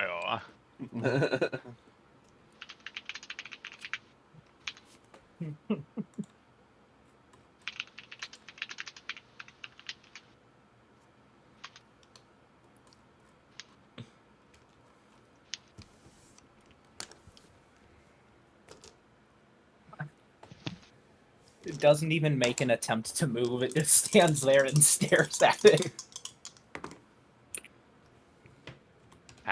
It knows it ain't gonna get out of the way in time. Lisa from North in the stomach. Oh, that's real weird. Lisa from its inner side of stomach. Oh, that's a weird. Whoa!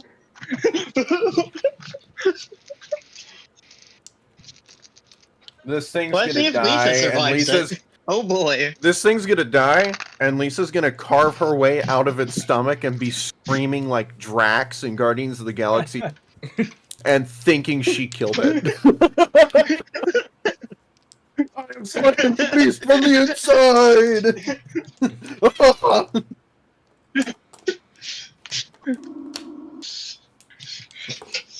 Lisa comes out covered in blood. What the fuck?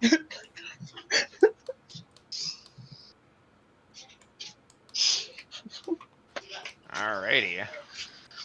Alright, I am fully ready to make that con sec or whatever. Lisa, if this kills you, I'm sorry. Everyone. I'm gonna be very honest. I am ready. Lisa has like 3 different ways. God, sorry. You hear an absolutely massive crash. You hear the whipping of the cabling inside as it snaps free. And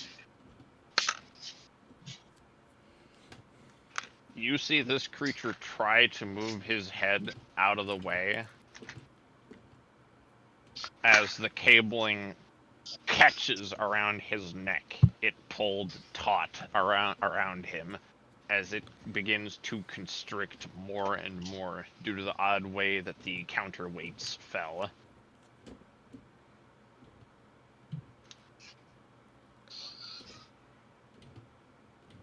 He is still living, but he is no more a threat. Even at this point, the blooded rain begins to subside. And those fogged walls which prevented any exit dissipate also. However, what you don't see is any sign of Mara.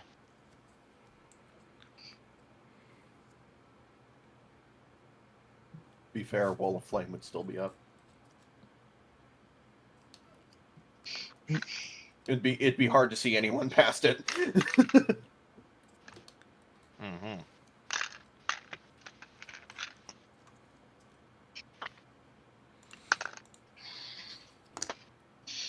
Are we still in Do I need initiative to- or out of initiative? So For the moment, we will continue with initiative at least until we finish with Mara's turn. So Val, you're up. Mic check and everything. You are still here. Val had to go pick up Right. their roommate. Indeed.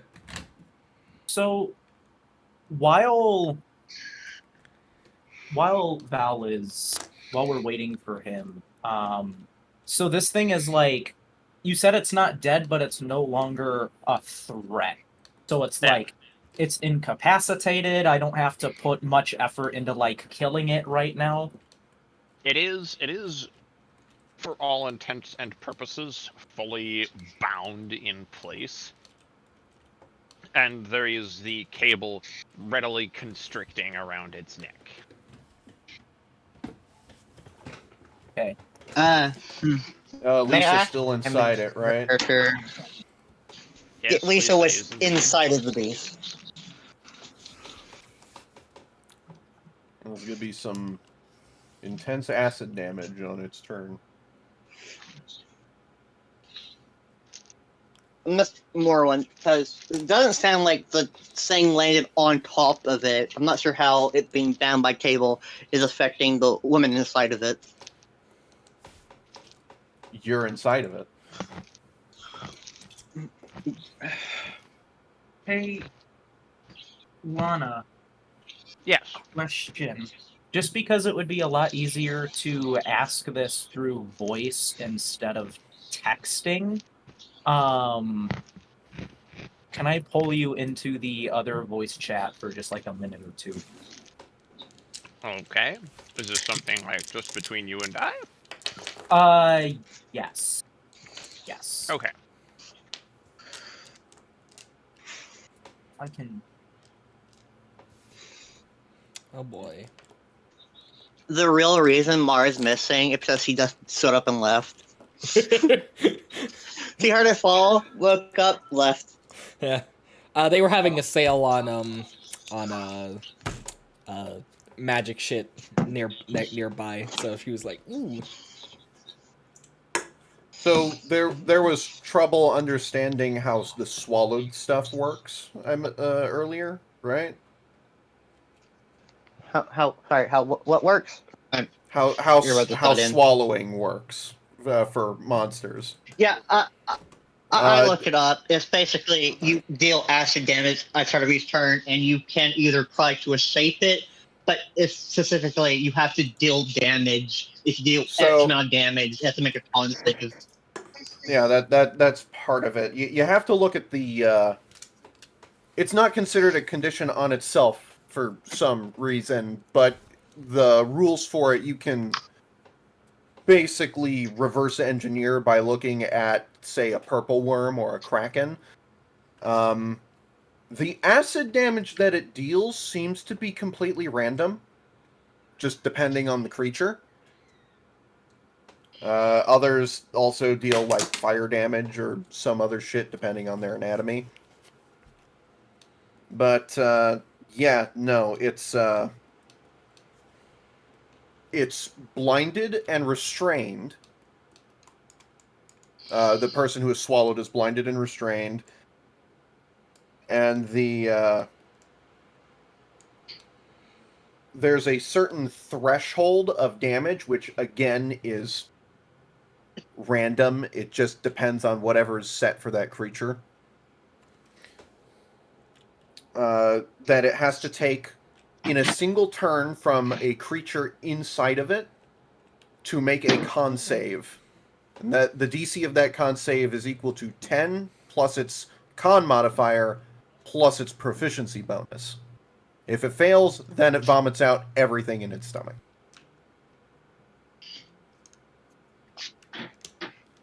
I think it's kind of funny how I completely forgot that Didion has wings, and now with this character, I completely forgot he has, the Great Sword of Crystal. We've got one person back. Lana's still over there. And I also saw Fox said he was back, so. We love that guy. Fox! I'll still be returning to computer. Hello? Hello? Hello? Hello? Kill this What, guy. what the hell? That's a strange voice you're doing there. Well, this is either Fox or this is Bean, and I'm not sure which. Nah, that's me. Okay. Both. Was that a I voice just figured change? you guys missed. No. Well, I mean, Fox, That's a terrifying thought, Cease. No.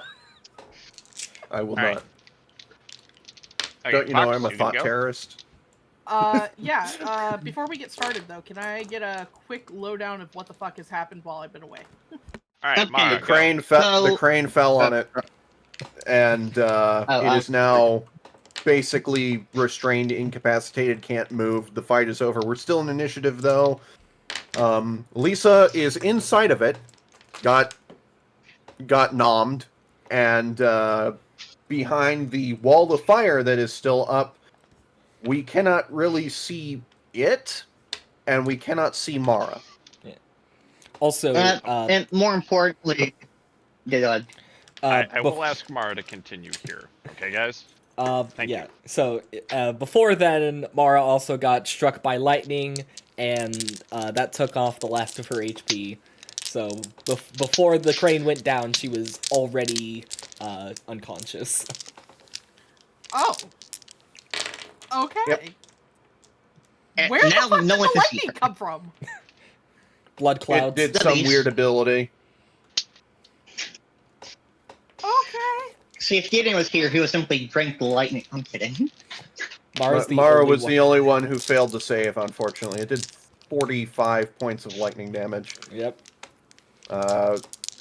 Lisa and Gavin both made the save and still took 22 points.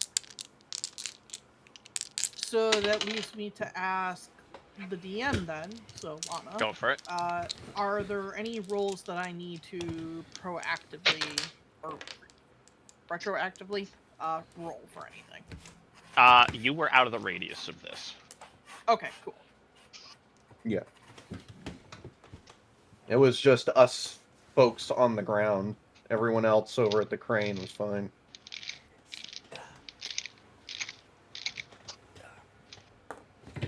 Now, it does so happen to be your turn, Val. So please, go ahead. Keep it. The little line on the ground there is a 20-foot wall of fire, so keep that in mind. 20 foot tall, correct? Yes. Yep, Yes. 60 feet Okay. long. If you guys still see the mark I put in there, Yeah. that's where it is. Fly through it. Okay. If you touch it, or if you go within 10, end your turn within 10 feet on the opposite side of it from where we are now, you will take 5d8 fire damage. I cannot do anything about that until my turn. Okay. Sorry, give me a moment here to figure out the battlefield for one moment. Yep, yep, yep. Speaking of which, whose turn is it? Val. I It believe is- yeah, it is Val's. Okay. Okay. And,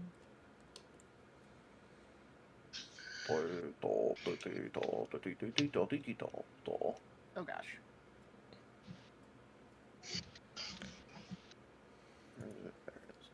Okay. Okay. I got this.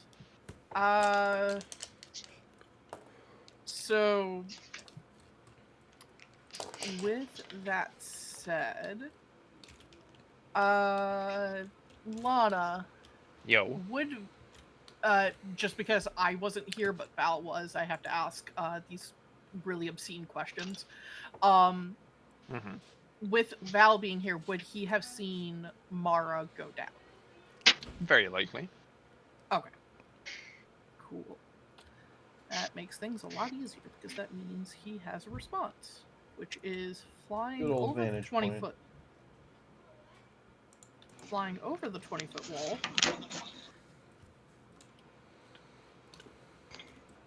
Flying over the 20-foot wall. I love and hate this measuring tool. It is the bane and gratefulness of my existence. Sounds like a rough time there. It is, because I don't know if you can like see what I'm doing, but it is coming down at an angle and I don't want it exactly to. It's going whoa, whoa, whoa, whoa. So why Alright, I'm gonna be stepping away from the PC for just a moment, but I will still be available. Alright. How dare you? Yeah.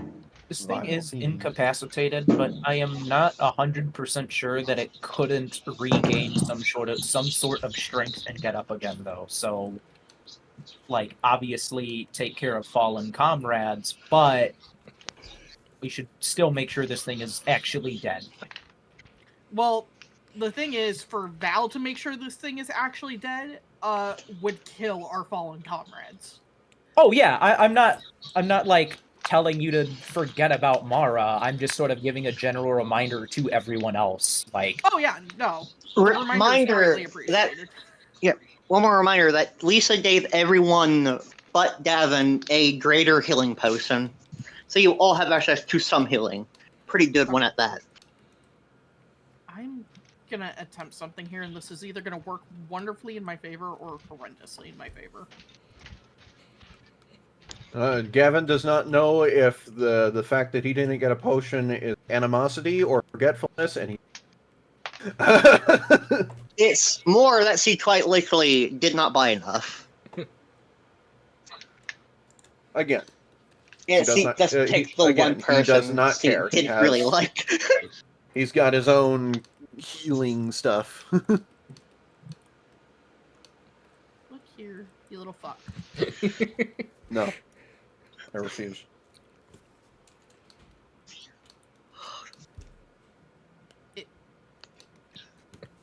Okay, you know what? You... There we go. You cease to exist now. I'm going to just guesstimate, because unfortunately that's about as best as I can do, because this fucking ruler does not want to work how I want. So, Start from the ground level and just go that way. no, I refuse. You're this is- what, 40, 50 feet up? Something like that. Just let Val go. Yep. Don't ruin my flow. Okay. you threw off my groove. I will Emperor New Groove you so fast. Okay, so basically I'll groove Polaris your is groove. going to dash action because it is... I'm going to estimate that this is within 120 feet because it comes to 122. But I can't do exact math here because if you can see, I'm actually ricocheting off the building doing this. Oh, you fucker. Go away. You're no longer useful. Meow. Drops like a stone. Basically, Val flies over on Polaris with dash action, which gives him 120 movement speed. And skipping over the fire, and he has a red fire dragon right now, so he has immunity. It is immunity to fire, I believe. The dragon has immunity. Do you? Yes. I don't, but the dragon does, and I'd be just skirting across the top of it. You're fine. The dragon is fine. Just get out of the range. It's Well- just get out of 10 feet. Get away from 10 feet of it, basically. Yeah, which... Where Mara's body supposedly is would be about right. She's about 14, 15 feet from it. Which is what I do, and...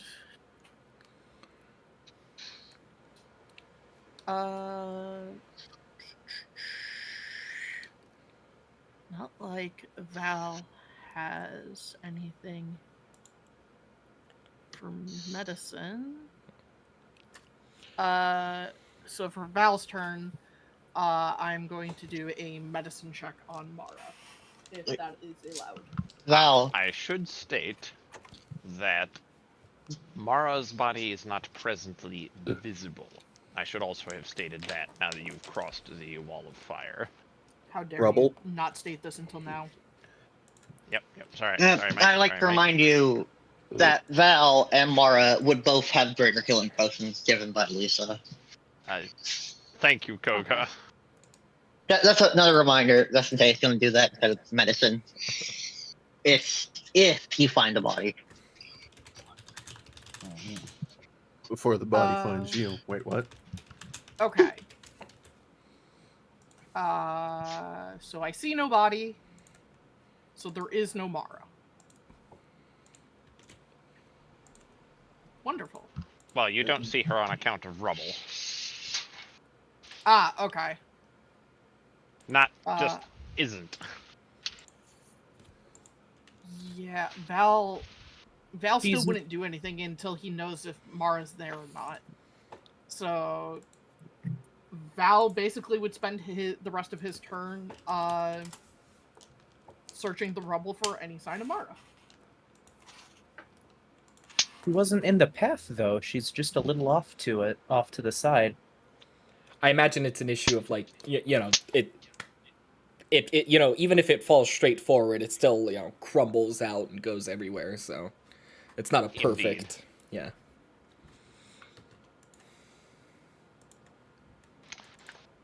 Zerzan is very accurate in calculating to make crane hit big monster thing.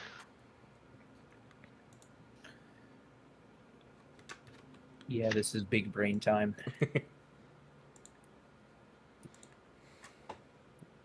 Alright, Okay. I am back at the computer. Okay. Alright. In order- And Yeah, so okay, let me just double check something. So Yep. I don't see Mara's body. correct. I do see the rubble, and I see the monster Correct. under the rubble. Yeah, the monster is visible. Like, you can see his head and observe that there is a cable constricting around his neck, pulled so oddly by the way that the counterweights happened to fall.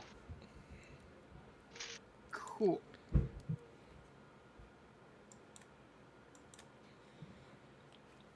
Yeah, so without seeing Mara's body, he would basically just be searching the rubble for Mara's body. Because he will not do anything to put her in danger.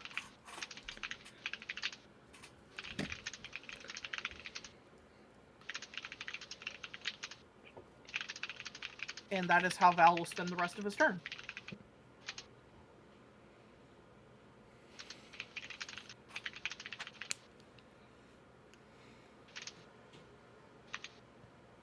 Alright. Mara. Yes.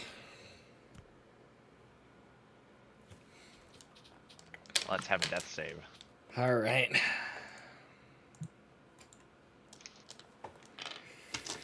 Ooh. Death saves are just flat rolls, right? Yep. All right. Oh shit! Drop my dice. Don't do that.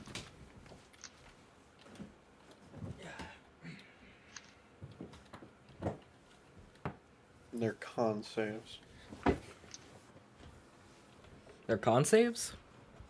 Yeah. Okay. Really? Yeah. Mm-hmm. That they use your con modifier, but they're not considered straight Constitution saves. They're considered death saves. Alright. So there are certain homebrew classes and a couple of feet God damn it, vanilla, I dropped it again. I think, that will give you proficiency in death save, which is hilarious. And bards, jack of all trades, also would affect this because they gain half of proficiency in all saves they don't have. But my con No, proficiency checks. doesn't. Never mind. Okay. All right. So that's just regular con, not the. Okay. Anyways, yeah. Oh, landed on its side. Die is cocked. Okay. That is a 13. That's a success. Alright.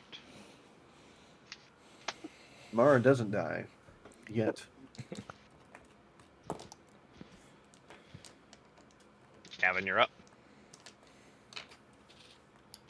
I'm dropping concentration on the wall of fire. How do I get rid of the thing? The line. It will not respond to me anymore.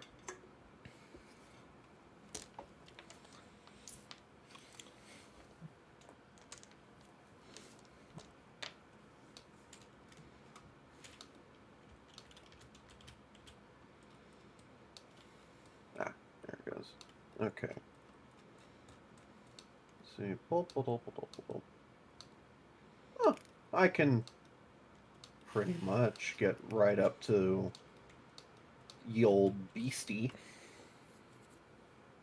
Give a couple feet, whatever.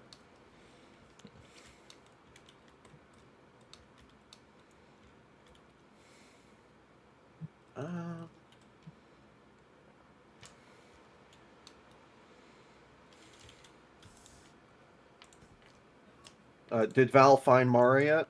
Actually, I do not believe Val actively searched as yet, correct? Yeah, no, I did. Yeah. Oh, okay. That's how I said I spend my action looking for Mara in the rubble. Oh, my pardons then. I believe I missed that when I was sitting down here at the PUC. I'll go ahead and I'll let you make this roll even if it's out of your turn order. Okay. Yeah. would be I just assumed you had investigation. something planned behind the screen. No. That was just me derping. Okay. What do you want me to roll? I will rule this as investigation. Investigation. Okay.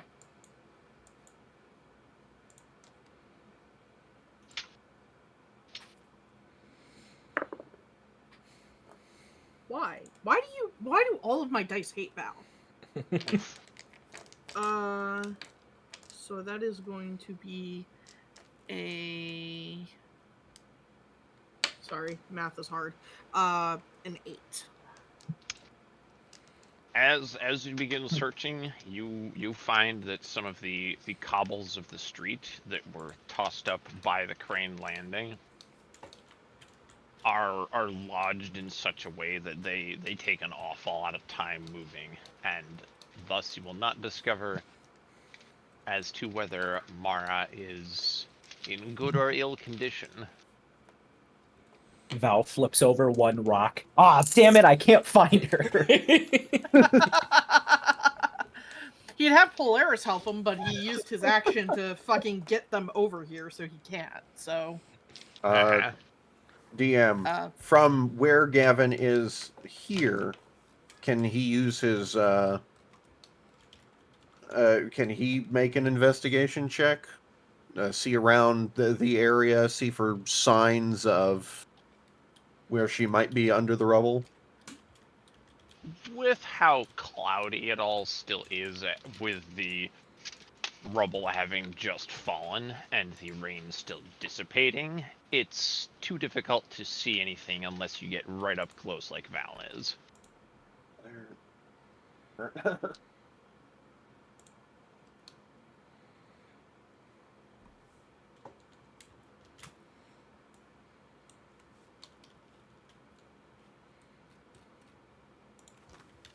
Well, then for my bonus action, since I don't have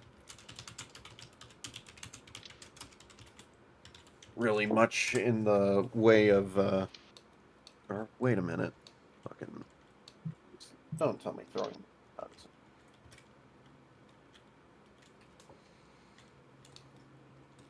Yes, load, you stupid thing. Okay, no. Yeah, I can use the bonus action again, because apparently there's no limit to times I can throw out the dancing sword per day. Strange balancing oversight, but alright. I'm going to throw that up as a bonus action into the beastie. Mother of fuck.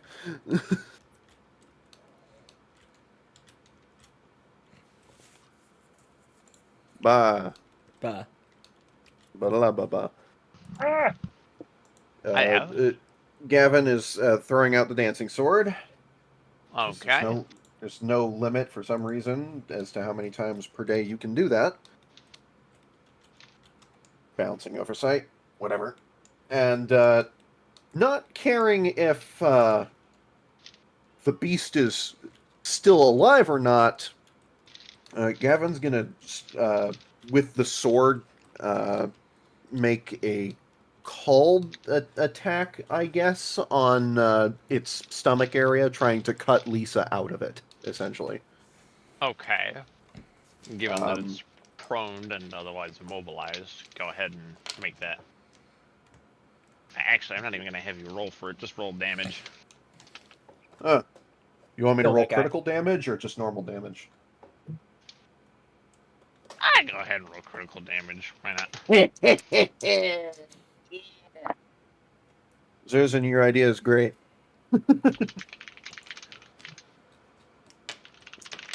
Crunchy. Crunch. 21 points of slashing damage. Alright. And Gavin's gonna...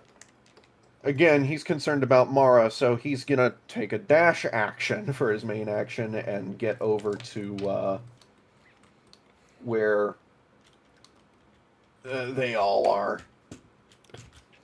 Over to Val. He stands on her. She dies instantly. Accidentally crushes her trachea. Oh, you didn't need that, did you? That's actually Whoops. how my first Eddie. character died. Sweet. Oops. Anyway. There we go. Alright. And that'll be my turn for now, because that's movement, action, bonus action. Oh, Okay. And if this helps at all, with further searching, investigation, whatever, the Helm of Brilliance is very bright. And it casts a light in a extra light in a 10-foot radius here. Gotcha. Okay. We will skip over creature's turn, which I believe means Lisa. Hi, food. You're up. Yummy. Up for that. acid How's damage. Lisa doing? How's Lisa doing up inside this beast's stomach? Well, you're not being crushed. That's a plus. You're not deep enough that you're actively in stomach acids. Although you also can't exactly go back out the throat, since if you look that way, that's quite closed That's off. Oh, that's fine. She can make her own way out. Can she reverse gut this son of a bitch and cleave her way out? Can you? Let's have a roll. All right. You can certainly try. She's going to Does reckless attack this, so she'll have to done. Oh, I was just gonna ask if rage gave advantage, but reckless does, so that would cancel out the disadvantage from the restrained condition. So yeah, straight attack. Yeah, she's reckless Goodness. attacking this. What broke? You all right? Oh no, I dropped something. It's all good. Go, Sounded just, like just keep black. That going. was I'll my worry. phylactery. Damn it! Come on, man. Keep going. Pay me no mind. That is a nat 1 for a total of 11. Oh, Auto fail. You stick your sword forwards, and yeah, that's stuck. You're like,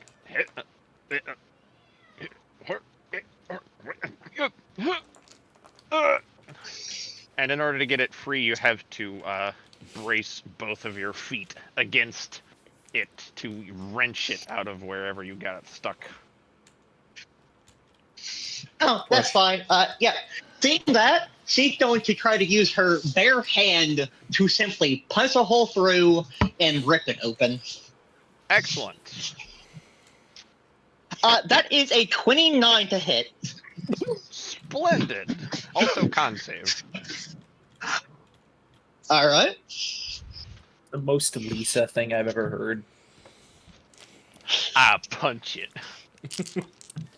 Also, DM, does she have to And worry about suffocating? 22. find out.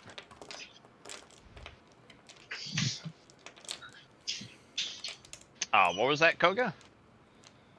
22 on the con save. All right. As you do punch it, you see the fleshy growths attempt to grasp onto your gauntlet as you get a little too frisky for it. Though, as you wrench your hand back, it does seem to recede.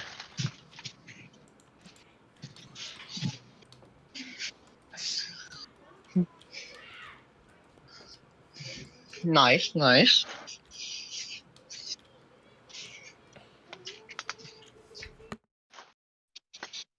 To make to roll damage or anything, or? I mean, you did succeed in hitting it, so go ahead. So that is a straight 6 bludgeoning damage from the fist, Okay. and a total of 10 from the divine fury. Okie dokie.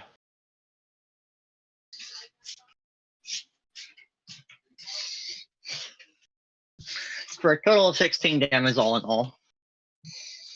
All right.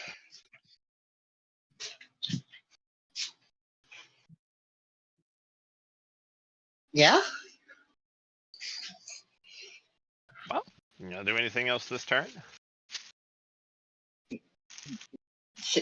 Does that work, or?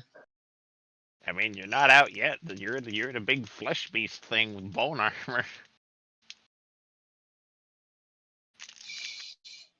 So take a couple of more attempts before you manage to get through all that. She says she's caught in its like throat or something. Indeed. Probably like around Oh, the she can make a esophagus. spit Oh, she can make hers. She's gonna sip her. Yeah, see, that's gonna be her turn. She'll do her plan next turn. Okay. Then, Zers. Hmm. Let's see here.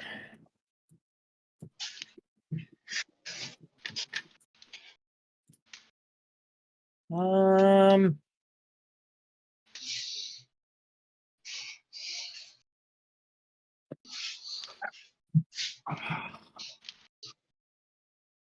Man, I would have an idea if Vortex Warp wasn't a full action. Um.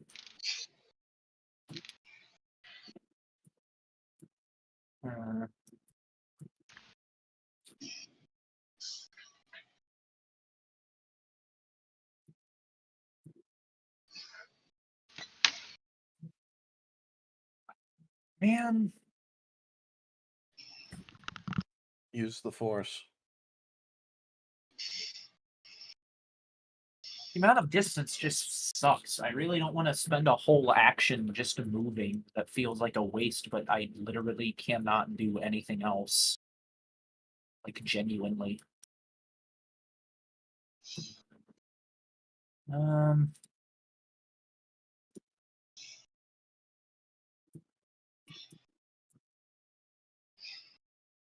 What? Come on, Tailspire, work with me here.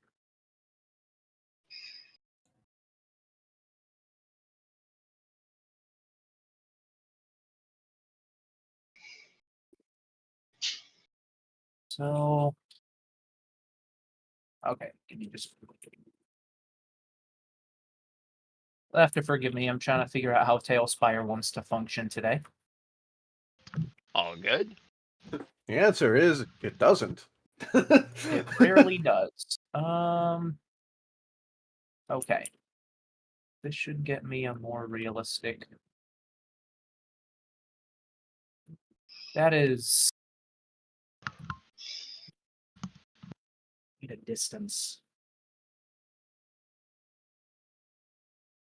mean, this thing is going to have an action before my next turn. That's not going to be good. What? Mara's mini there doing the flop. Flop, flop, flop. Well, I guess just because I don't think I really have anything else I can do, I will just vortex warp just to get closer. And I will move.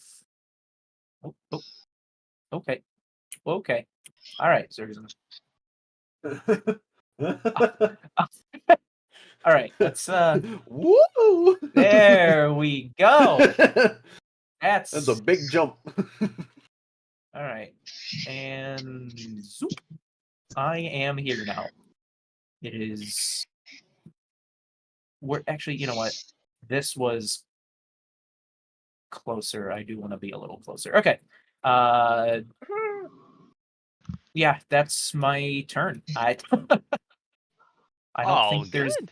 anything I can do as a bonus action that would be beneficial here. So.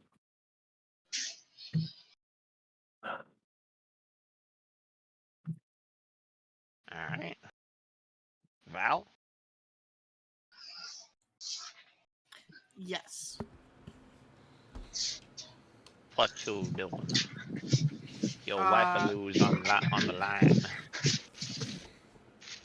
I'm not going to lie, I was momentarily distracted. I do not know what has been happening for the last few minutes. Gavin and Lisa trying to cut, or Lisa trying to cut herself out. Gavin also doing the same with the dancing weapon. Lisa moved closer, and so did Gavin, and that's about it. Gavin is here to assist you in digging out Mara. Okay, So- so Mara still has not been found. No. No, Okay. I could not Okay. make any checks. If I could have, she would have been found. But in the meantime, you have advantage because I'm helping you. Okay, perfect. So Mara not having been found is going to still be Val's top kind of concern. Mhm. And so he is going to continue looking for Mara, and I am also going to command Polaris to help move any of the heavier debris that Dr. Gavin and I cannot lift, or are struggling with lifting. Okay. That's a high bar. Alright. I rolled different dice! How? With advantage? Yeah! Oh my goodness. Yeah! My highest is a damn 6! Yikes. So blurf.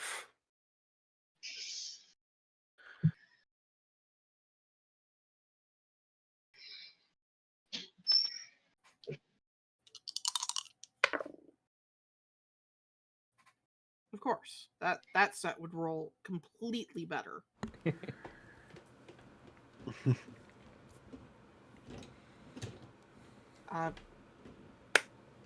That is the end of my turn, because he just spends his action doing that. Action, bonus action, he uses it all.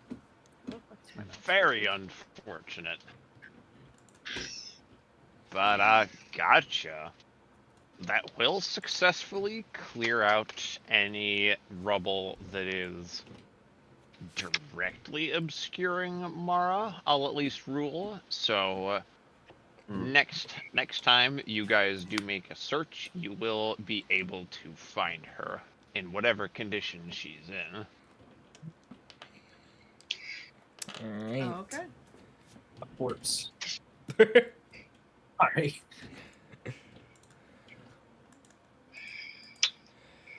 Alright, so it's my turn. It do be. Alright, here we go. Oh, that's a 4. Oh, that's a 4. Oh boy. Nope.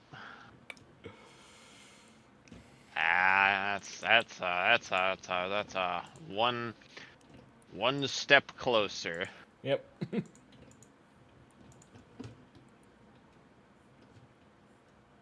Very, very unfortunate.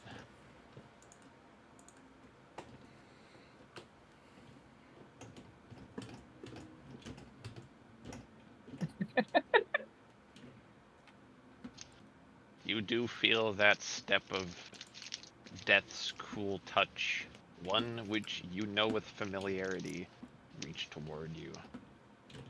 Oh boy. Alright. Doc? I mean, I'm continuing searching. I kind of want to roll this anyway. Advantage. Big numbers. Let's go. Well, I'm glad it was advantage, because one of those was a 4. Ooh, The other was a 16, so that's 31. Jesus. I specialize. Alright, you will indeed find Mara. Yet she does not look good, and that's a gnarly piece of shrapnel stuck through her. Can I, as part of this turn, use my razor tooth bandages to heal her? What do those do? They're one of my class abilities, or one of my trinkets. Basically, it would be the equivalent of casting Cure Wounds at 6th level. Dang. Yep, it since I don't have spell slots, my spell abilities kind of just the ones that are granted by class features kind of just scale. My Alrighty. inflict wounds is horrifying.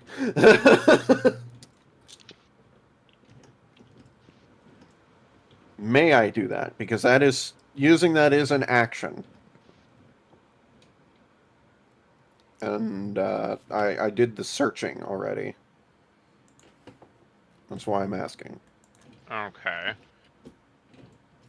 I'm gonna say she's gonna need to be pulled to a position where you can actually really bandage her, since she's still... You guys have found her, but she is still somewhat buried. Well, I'll start pulling her out with assistance then. And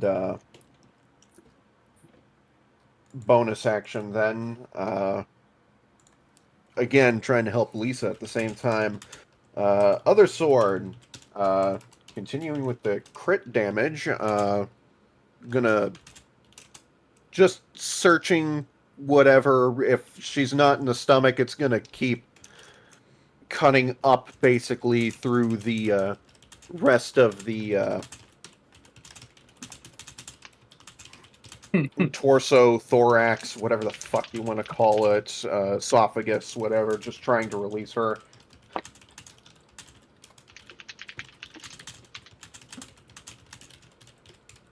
Alright.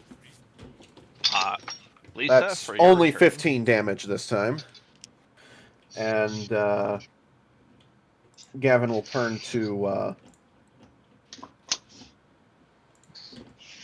Val and say, I've got her. I'll get her up. Help get Lisa out of that fucking thing.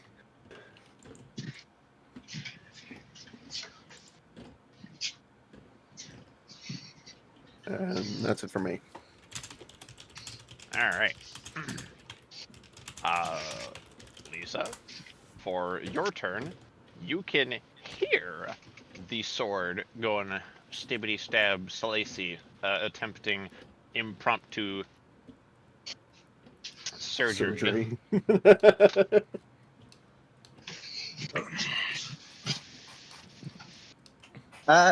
Can Lisa, Lisa, hearing this, is going to once again try to reckless attack with her great sword to, stab through it so she can crawl out.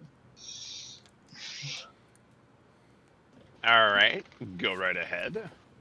That is a 24. All And right. Sexy. a 25. Sweet. Super sexy. So first thing first, that is...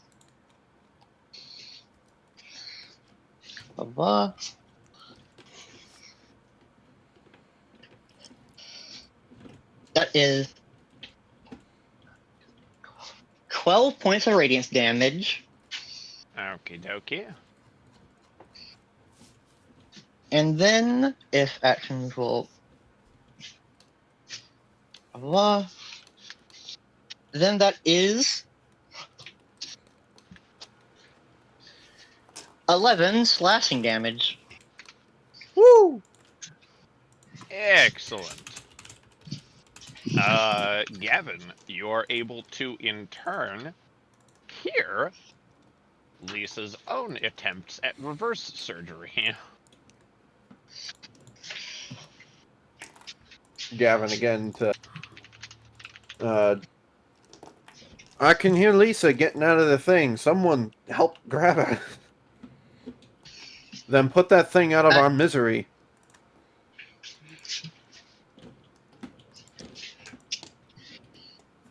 Can she crawl out now, or does she must continue cutting? You still got some more slicey doicey to do. Alright, then she'll slice again. How does a 27 fare? That'll do a stab. Alright, that is, once more, 6 points of radiance damage. Okay. And 20 slashing damage. All right.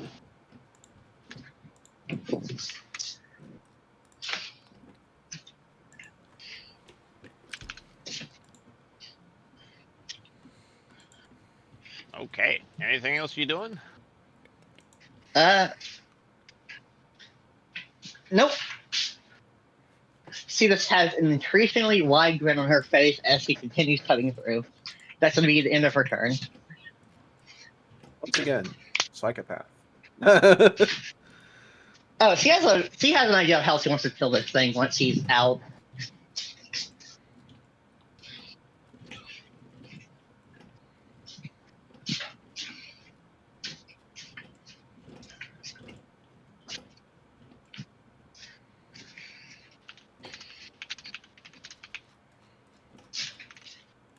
All right. Anything else you might be doing there, Lise? Just making sure I'm not missing anything. I said I'm done, yeah. Okay, thank you. Alright, which will be Gob. Yes. Every day she's gobbling. I will. Don't say that. I will take. I will take the ritual dagger that I have in my possession. I will approach this thing as it is downed, and I will start to, as many times as I can, repeatedly stab it in the head over and over and over and over again. Okay. As he lays eyes on this dagger, he closes his eyes and readily accepts. And as you plunge the weapon into his head over and over and over, Lisa and Gavin both, you notice his body begin to dissolve. He fizzles, his blood turns to steam, his flesh begins to melt and rot as if that very instant all of the unthinkable years of however long this man has lived catch up to him in that instant. Within the blink of an eye, he is nothing. And the twilit sky above now shines down. Okay. Is that the end of initiative? We will at least progress through for one more go with Mara. One more roll, and then after that we'll call it.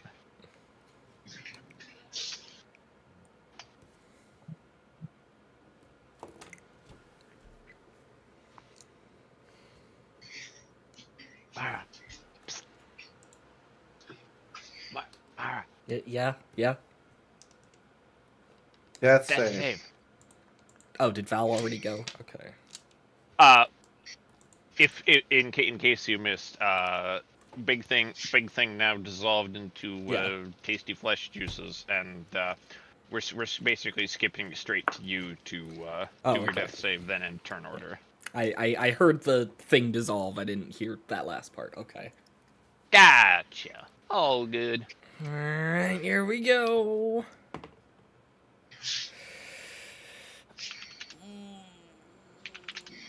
That's 5. That's 5.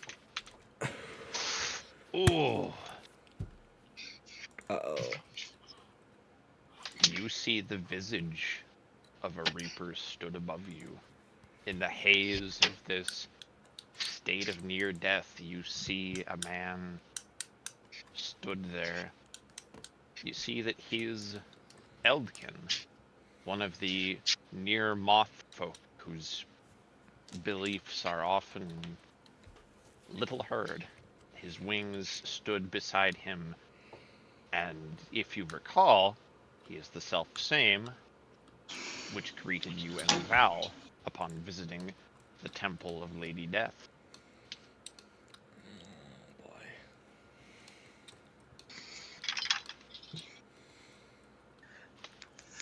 He bends down at the knee, and he extends a hand.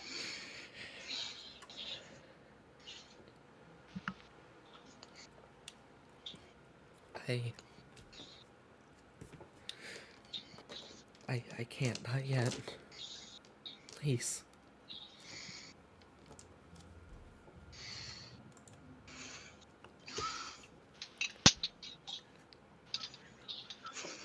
He reaches that hand just a little closer.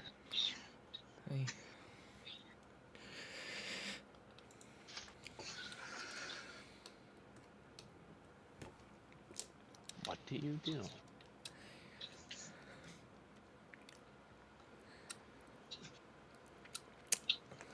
Mara... She hesitates.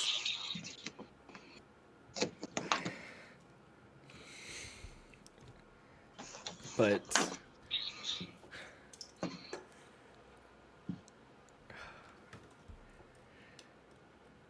She doesn't seem quite ready to go, but... She also isn't quite sure whether she has any other choice, so very hesitantly she goes to take his hand.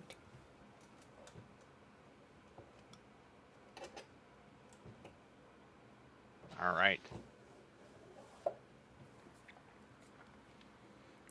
You reach out, and I will take you over into Whispers. Oh boy. Damn it. This better not be some way to just avoid any resurrection magic, I swear. Alright.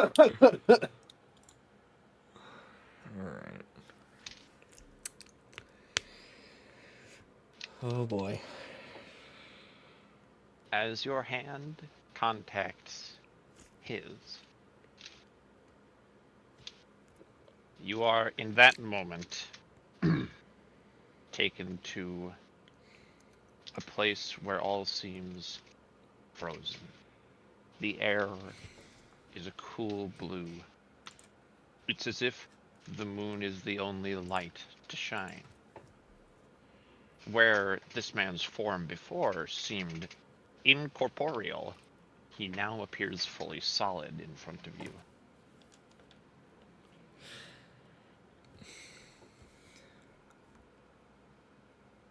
Fate already stepped her hand in, that you were not dealt a fully fatal blow in one strike. The reason I ask you is this.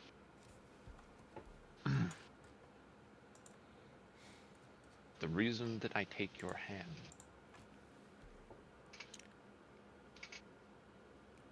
do you wish to be free of the strife and the suffering which will result as the pursuit of your path? You will face trials of a sort that will stretch your very soul. You already have fought nature of the dragon inside you, and yet have not even learned the ancestry and deific struggle which began your bloodline. Are you willing to face this even still? This is offered as a rest, an opportunity that you may go to visit the Golden Fields. Though it is fully your choice, your time of death is undecided. You hold, after all, one of the unbound threads. To die is on your terms, whatever they may be. So, what do you choose?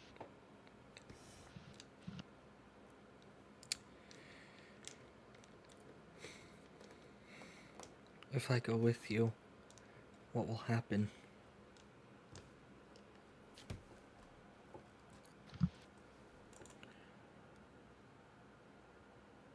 Do you ask what will happen to your mortal body? Or do you mean where your soul will go? My soul.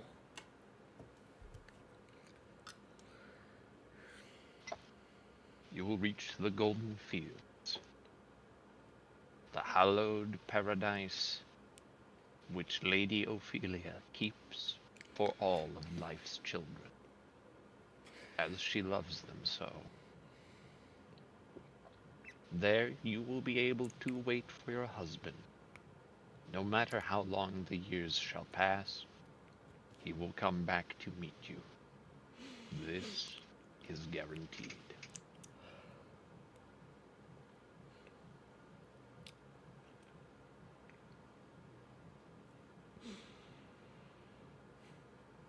I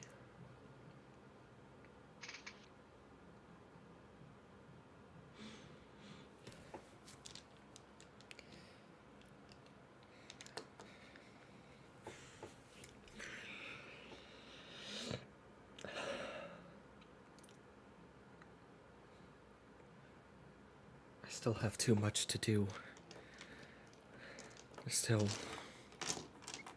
I can't. Not yet.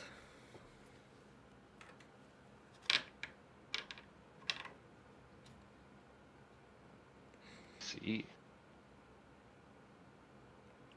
Then understand, Lady Fate has already stepped in. Whatever next blow is to you truly fatal, shall undeniably bring you unto the Reaper's hands. There shall be no more fighting it. I understand.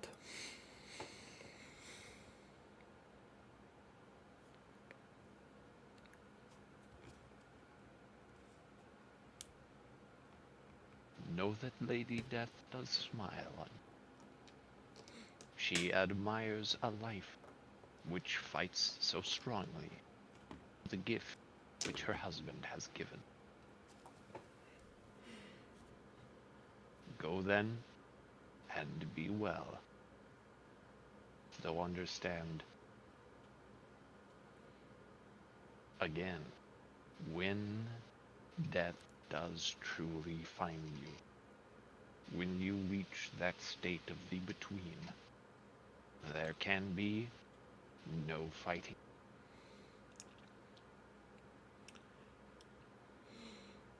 She just nods.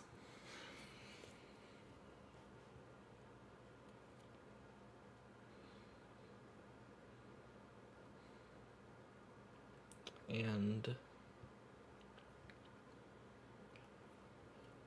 assumedly she would turn and return to her body.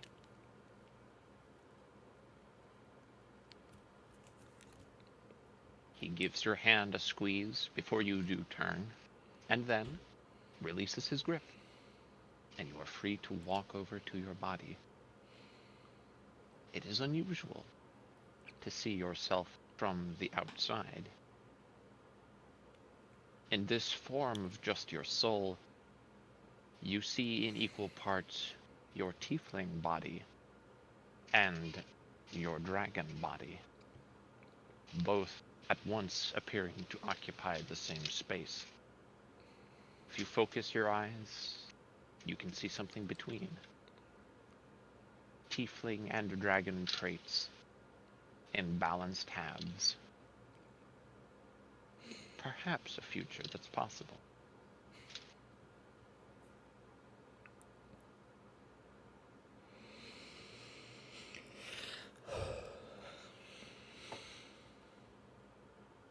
As soon as you do wish, though, you may return to your body, and you will return in stable condition, able to be revived. Alright. I ask this in case you wish to do anything here.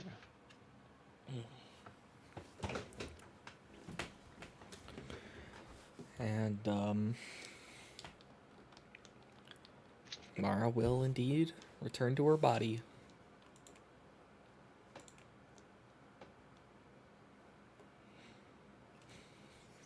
The moment you touch your body, pain, the rush of blood, the thud of your heart, awareness that through you, thrust one end out the other, is a large plank of wood and pieces of steel.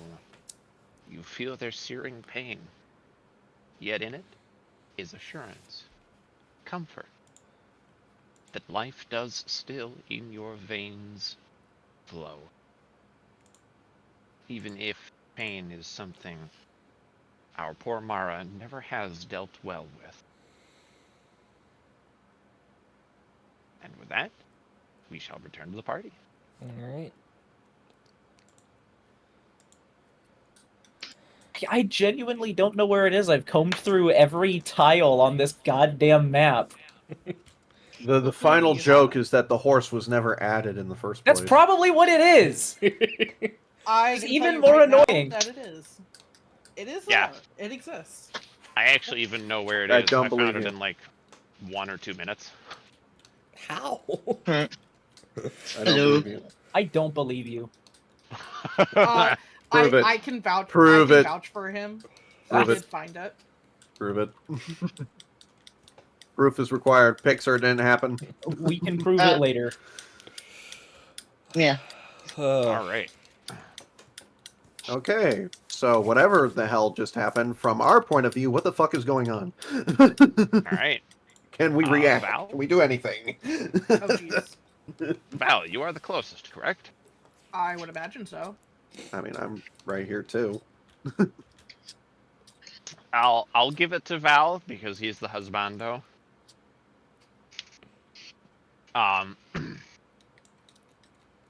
What you see is that clash of the will to fight and stay alive seems to subside.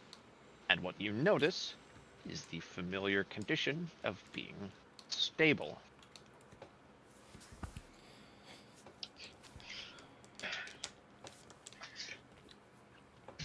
Val is holding Mara's hand, specifically her left hand.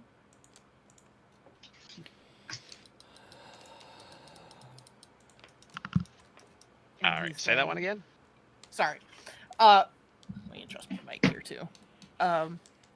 So Val is holding her hand, specifically her left hand where her wedding band is. Mm-hmm. And he's whispering to her with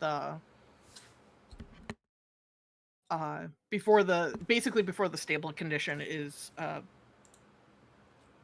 noticed, that he's whispering to her, "My son, please don't go out. You're strong. You can burn back to us. Burn back for me."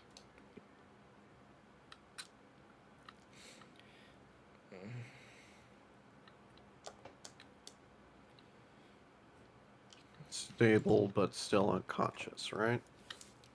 I'm assuming, yeah. May I use my bandages? Indeed. So, you guys have seen this a couple of times before.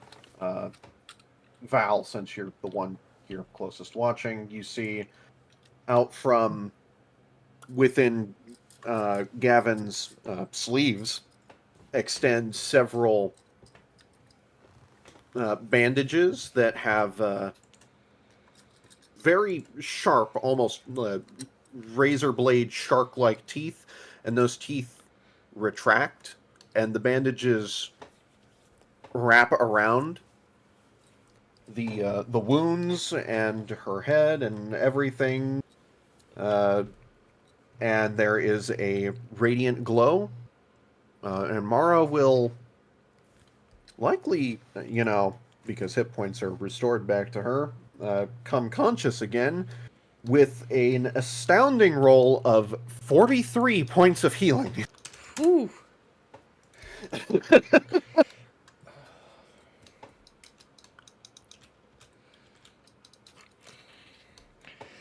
And indeed, with that, you see Mara's eyes slowly open up.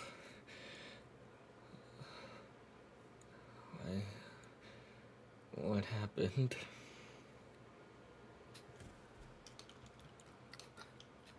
Well, I didn't have to use the death mask on you, which is fine. It's dead. You are not.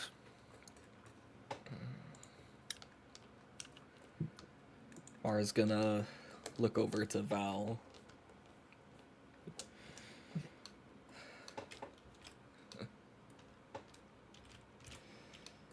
Another close one, huh?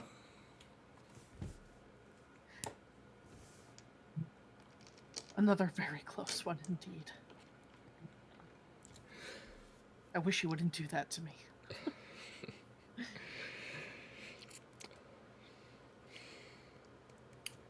And he kisses Mara's hand.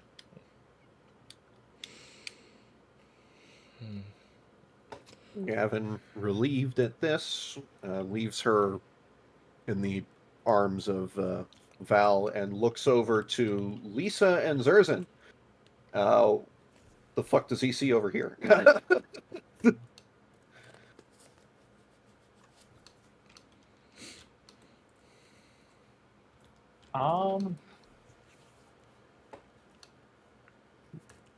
As far as Zerzan is concerned,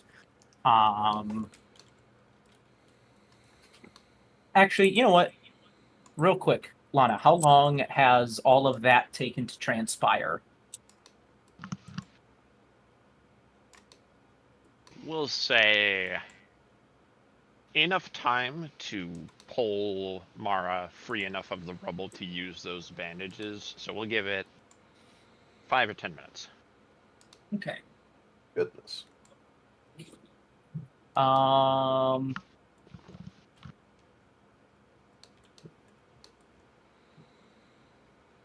then by now, I'm just going to move her over here and then scoot this out of the way because I've just used that mech piece as like the placeholder for the empty Colossus.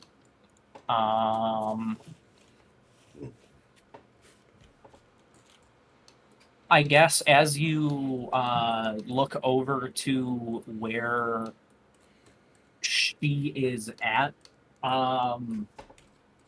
you will look over just in time to see her use the spell Catapult to throw that ritual dagger further than she could have on her own strength, and she is just shouting angrily in Goblin.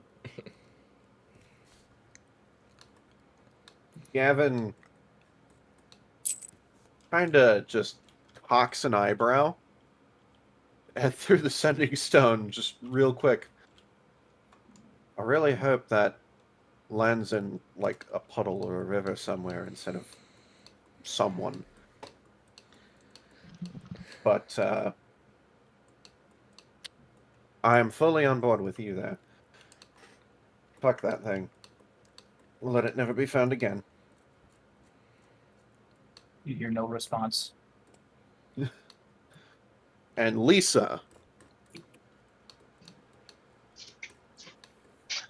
Lisa is simply knelt down, sword sort of stabbed into the ground, arm on the one on top, one clutching the hilt, eyes closed, head bent forward, and seemingly to be in prayer. Another victory in your name. May many more come to us. Is she kneeling or is she like is she standing? She's kneeling. Gavin will kneel next to her, lights a cigar, takes a puff. So, that was intense. Need 500 years of prosperity in this kingdom's future. Blessed as it be. I wonder if there could have been another way. Without A way to fingering the judge permanently end the directly. threat.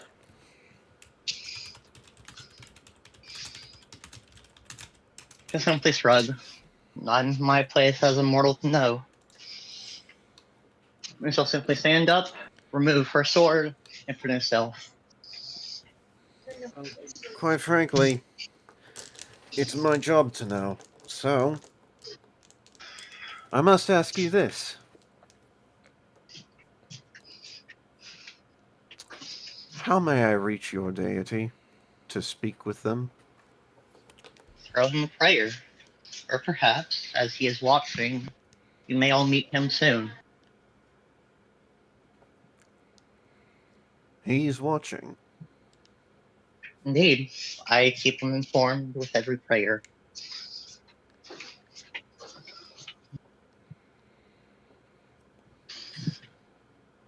What was it you called him again? The formless father, a god of nothing so far. How long has this formless father been a deity? Out of Some simply curiosity. shrug. Still simply shrug. Not in my place as a mortal to know. Gavin narrows his eyes. Well,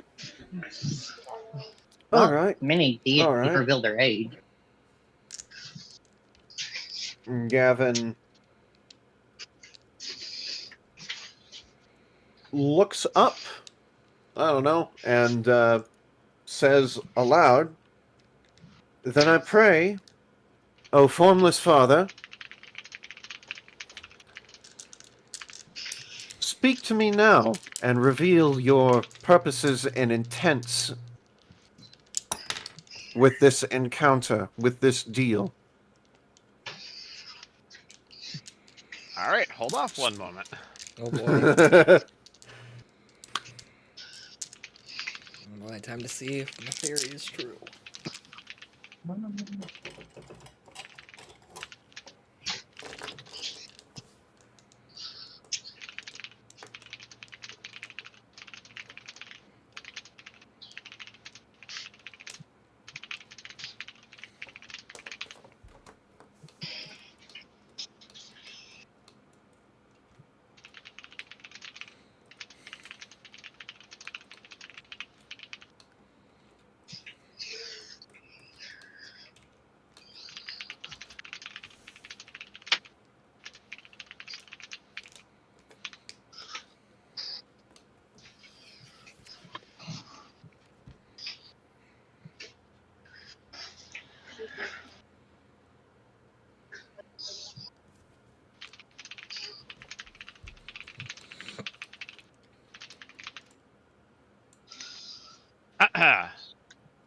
All right.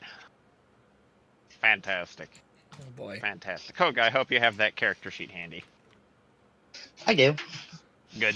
Well, I gotta grab it in my computer. By the way, you should probably also delete the crab monster since it doesn't exist anymore. That's what That you looks think. cool. Resurrection, ninth level. I Also, just a side note, Gavin is, of course, re-slinging his dancing sword. It's a great sword, by the way, so that's just big on his back.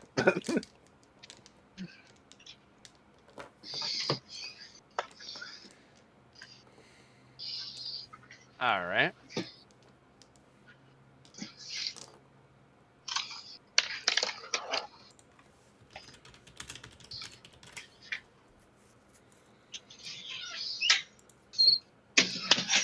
The computer, Scott.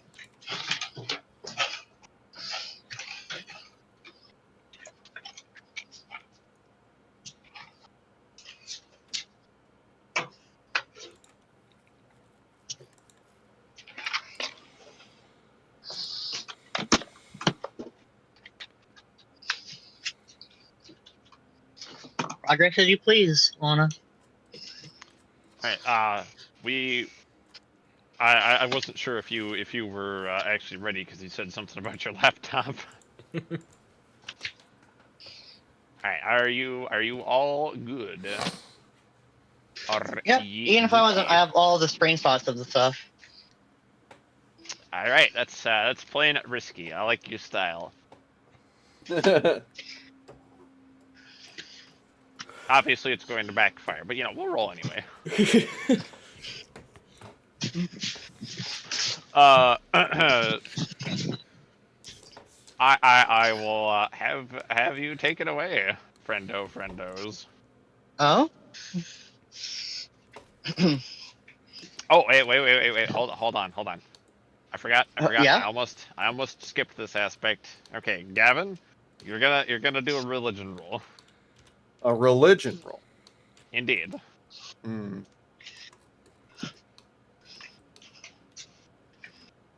Well, I don't have proficiency, but I have big brain, so I still have a +5.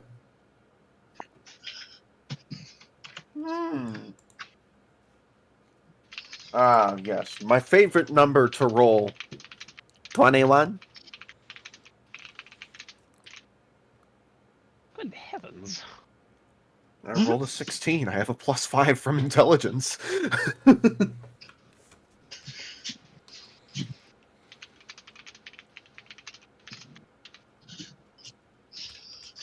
All right. Okay. One moment. I have to ask one more question here. Alright, friendo. Asking questions as a GM. How dare you? You should just know everything right off the bat. unprofessional. Don't you know you're the god of this world? Come on, man. Yeah, that's exactly the problem. I gotta run all this nonsense. Gotta deal with us. I love notes. Notes are good.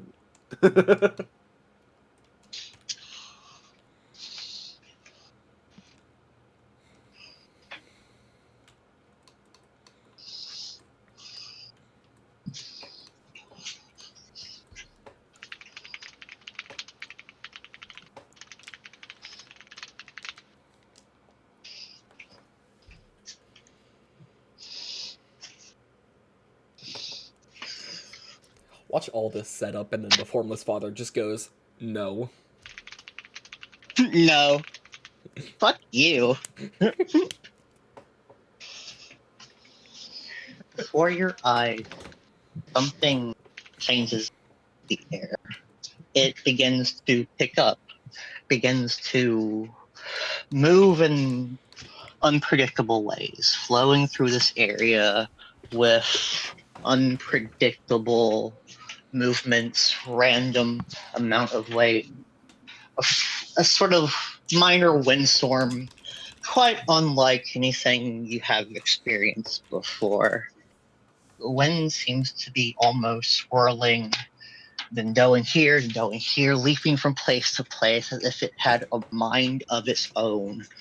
The rubble around you, the rubble of the train, it begins shaking, begins moving, begins acting as if it had a will of its own. Slowly, piece by piece, the damage Zerzan has done to it begins to be repaired. It begins to undo itself. Piece by piece, rock by rock, wood splinter by wood splinter, even before your eyes, the train repairs itself. Not just in a state of how it was before, but in a state of perfection, as if it was even better than it was before. There is a sudden sound like not quite thunder, maybe something like a gong hit, like some sort of symbol being trashed together.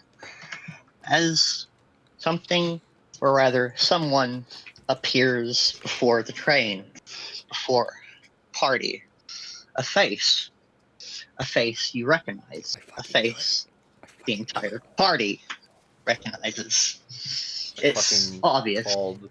Yeah, Even if it's a bit altered, even if it's a bit different now, this is the face of a Dragonborn. This is the face of an old friend turned enemy. This is the face of a divinity, a god. This is the face of Gideon. I called this knew it. shit from the beginning. Every shell of his is radiant. Every single shell is multicolored, changing second by second, as if it cannot stick to one simple color. As if it was every color, like a rainbow shifting every second. There is a radiant light to him, shining from within. You glance at him, that radiant light is actually pouring out of him, out from wounds, out of scars, like some sort of gold filling, replacing all the broken cracks of his body. Even from the robe he's wearing, which features a comedy and a tragic mask, you can see familiar scars. What appears to be arrow runes filled with gold, what appears to be like someone took a sword straight through his chest, off the biggest star of all, also glowing with that eternal light. He simply exhales, opens his eyes, and gazes to the party. Hello, friends. It's been a while.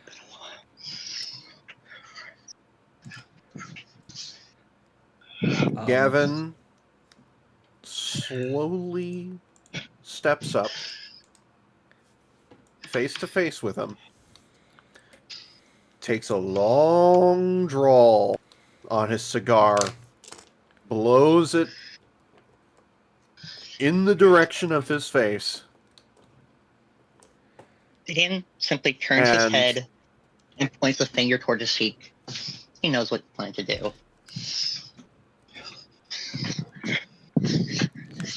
And Gavin nods and just reels back and fucking decks him straight in the nose.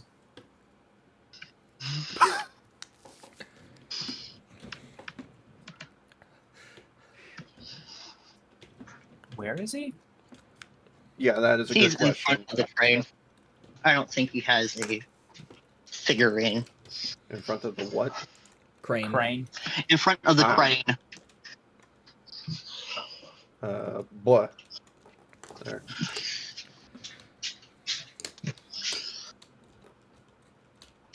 What's his reaction to this punch, out of curiosity? He simply closes his eyes, takes the slightest step back, and nods. A slight hint of a smile on his face. That's certainly deserved. It is deserved, not for the reasons that you certainly probably think. You have the audacity to still call us your friends after you threatened to destroy the city and then abandoned us and abandoned your wife and unborn children? Whom, by the way, will die without your touch?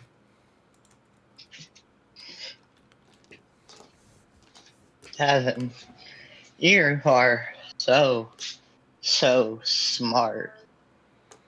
Did you think I didn't know that the moment I ascended? Why do you think I'm here now in the flesh? I think you knew that then. I think you didn't think about it before. And you acted like a coward. And you betrayed everything that you had set out to do and everything that you had set your mind towards.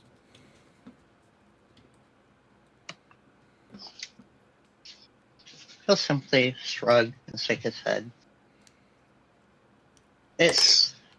I'm well aware of what I lost upon my ascension. Then do something about it and help her.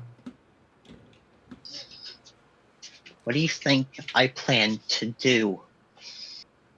Plan to do? He will simply... Don't plan to do it. Do it.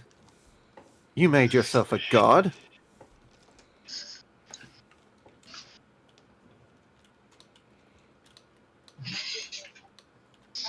He'll simply close his eyes and shake his head. Later. And then, what's this about a deal with the death goddess of murder and bullshit? For 500 years? Why not end it permanently? Why? Tell me. Look me in the eyes and tell me why we couldn't just end this threat.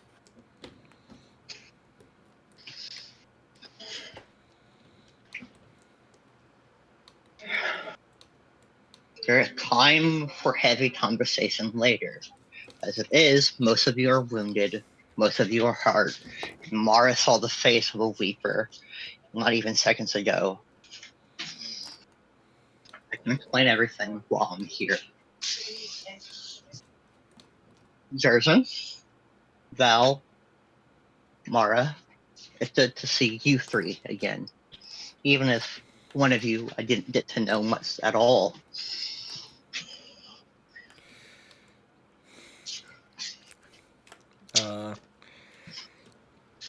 Mara will sort of stumble over, and you see just as she tries to figure out what to say, she has very mixed emotions on her face.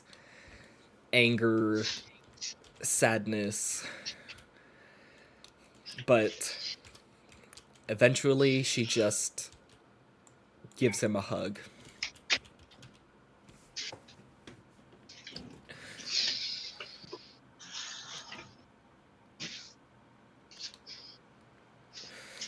Gideon simply hugs back for a moment, wrapping his arms around her. Mara, I apologize for what I did. I took something far more than I could ever give.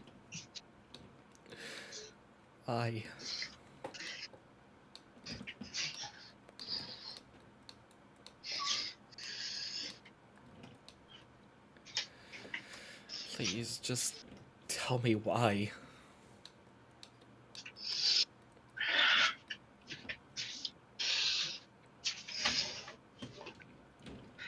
Very well then. Shall I explain here? Or somewhere more private? So there's not many people here to begin with. Anywhere will do. Just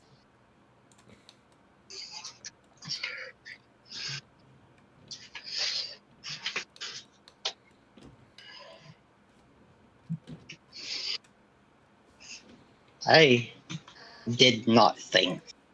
I did not process. I did not. Calvin. Gavin.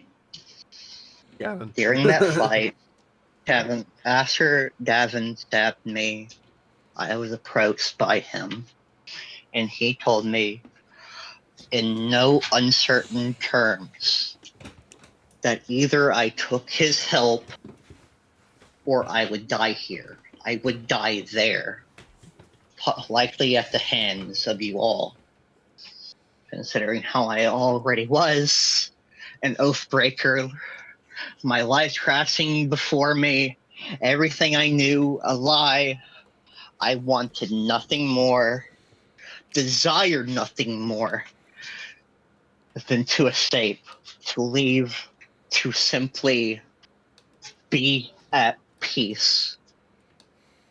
And in that moment, I reached into that fate card and I echoed my wish to be something truly free, deity of nothing.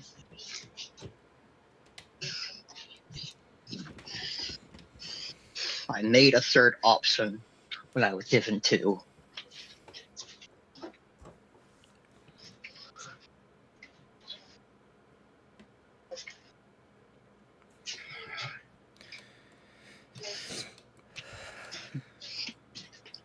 you.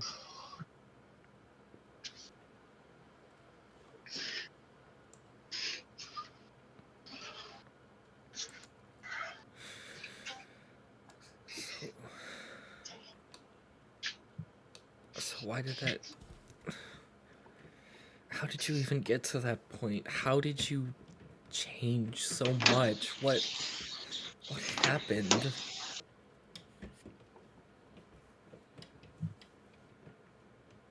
Lyressa lied to me.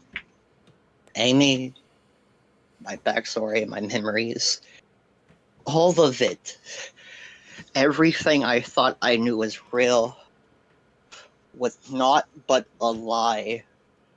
And my very goddess was the biggest deceiver of all. When she told me that not only did she knew that everything was a lie, that everything was a fake, that she was the sole reason I didn't know, I broke my oath. I threw her words back at her, and I laughed at her. I laughed at the face of my goddess. And the moment I did, the moment my oath broke and I threw everything away, I learned I made an even bigger target on all of your backs. And I simply broke.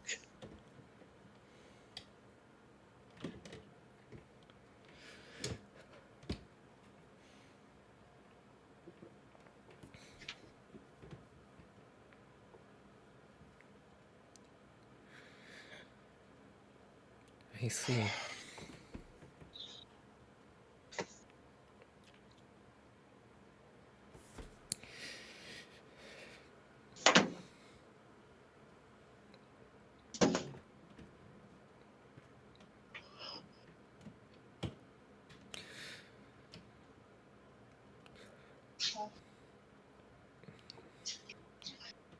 And since that moment, I spent every moment I could, every waking second of my divinity, trying to help.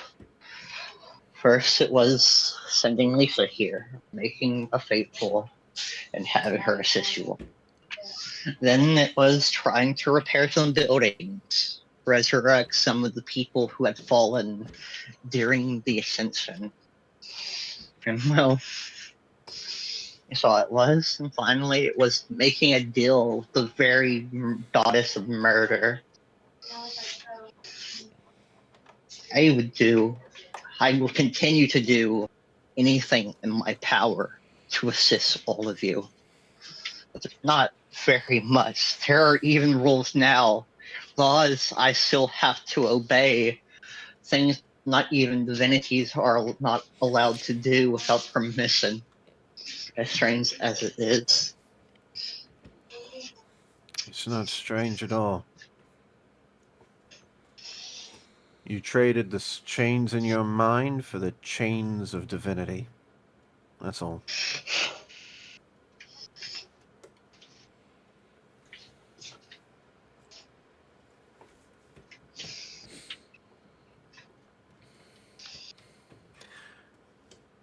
Lisa? Hmm? I would like you to meet your god. Gideon, Indeed. this is your faithful. Faithful, We've this is our former ally, Gideon Kolovai.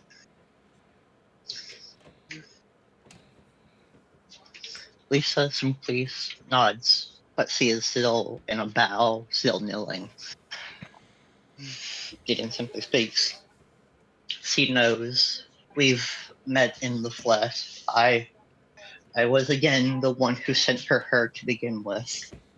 I apologize for not telling her the full story, but if I told her, she would have told you guys everything.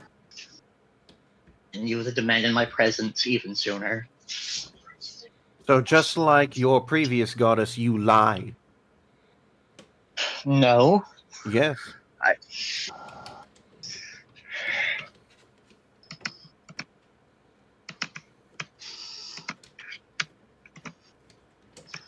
I'm not going to argue semantics here.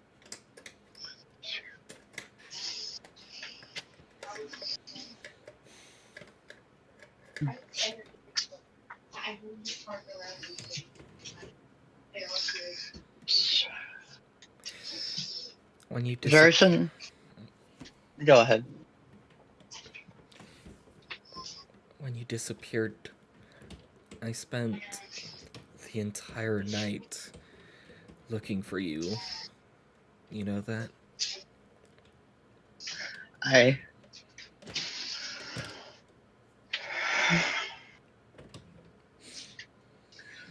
assume knew a lot of things, I'm afraid. More than you could possibly know. I didn't understand how to work, how to process, how to do much of anything, newborn deity as I was.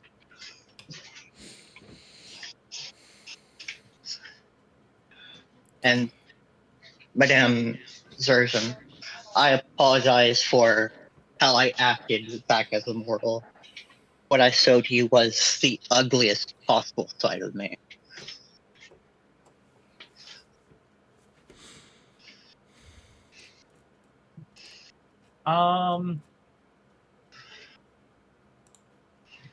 Zerzan says nothing, but she is staring at him with a look of unparalleled rage in her eyes. With a close enough look, you can see that she's literally shaking in the seat of her colossus.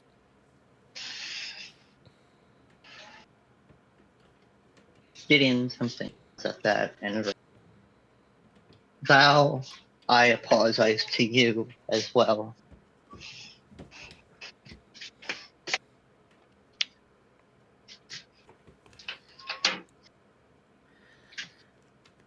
You're damn right you owe me a damn apology. But, as Mara said, she spent all night looking for you. You had the rest of us worried sick as far as the fact that you just disappeared. And then you had the audacity to say what you said to us as your final words. Yeah, you have a fucking lot to apologize for.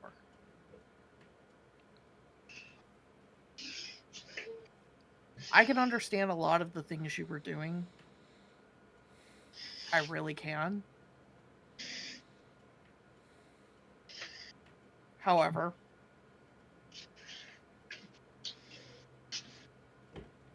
given your newfound position, given the things you have been trying to do with your newfound power, I don't forgive you. But I appreciate what you were trying to do in your new state.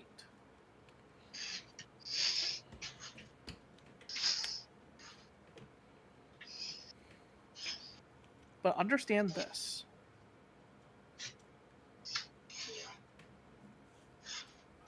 We did not ask this of you. And we do not want you, nor did we want you in a position like this. We would prefer you a mortal with us, not a divine god of the nothing. However, that is no longer an option. Gideon simply nods. Indeed, I'm more than well aware that if I tried to div this up, I would lose a lot more than my life.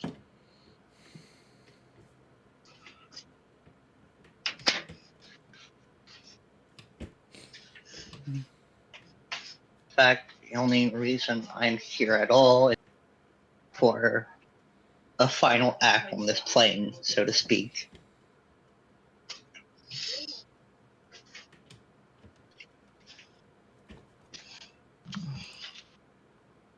Real quick, I'd like to ask, has everyone spoken their piece up to this point? Mara will just real quick let out a small, I'm just glad to see you again.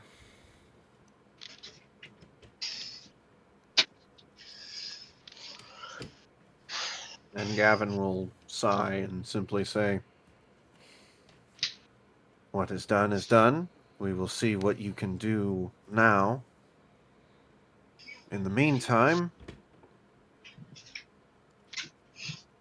you have things to fix. I demand accountability, Lord of Betrayal, Gideon." That is what you are the god of right now.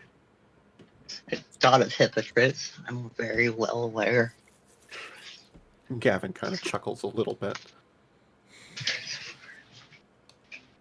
Then perhaps my forgiveness for you is warranted, and we will come to a better understanding. But in the meantime, let's get you accountable. You said something about somewhere private to speak. He simply nods.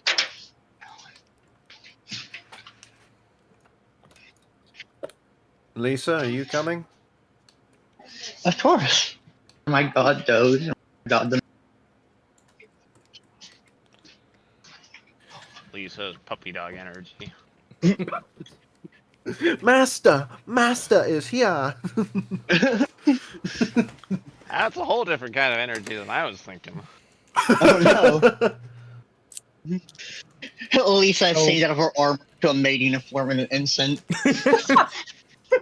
Snaps fingers, changes outfits instantly.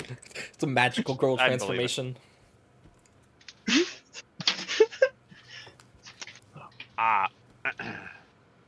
Before you do grab the rest of the party away, Gavin, you feel another presence entering the field. Mm. Oh. Oh boy. I'll shift my attention to that. You guys all see the visage of the Lord of the Trialed Halls, which you know as the realm where those souls which are in need of judgment receive such to either be deemed worthy of the possibility of entering the Golden Fields, the afterlife of Rashiva, or if they be banished to the singular and ultimate prison, the Void, where there is nothing but pure emptiness and separation from all things. This is a man who is a very tall, we're talking like a full head taller than even Gideon in his deific form as he is. Quite eclectically and even flamboyantly dressed, who marches straight up to Gideon, or Gaudian in this case. Shut up. Cease. Grabs him by the collar, says, "Sorry, everyone. I have words I need him for." And poofs with Gideon. Come to Whispers. And Mara, you too. All right. I'm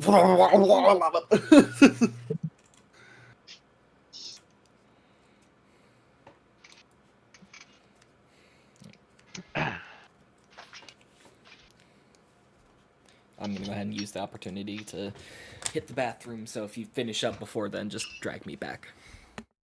All right.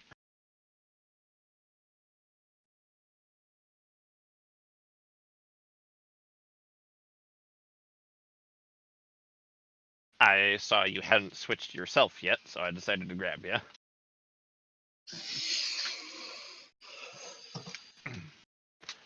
You are brought to what appears to be a... You're not sure if it could be called a courtroom, a comfortable sitting room,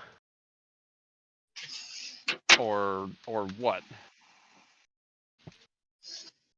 But this appears to be where conversations are meant to be had. You are made to sit down by a push of the shoulders.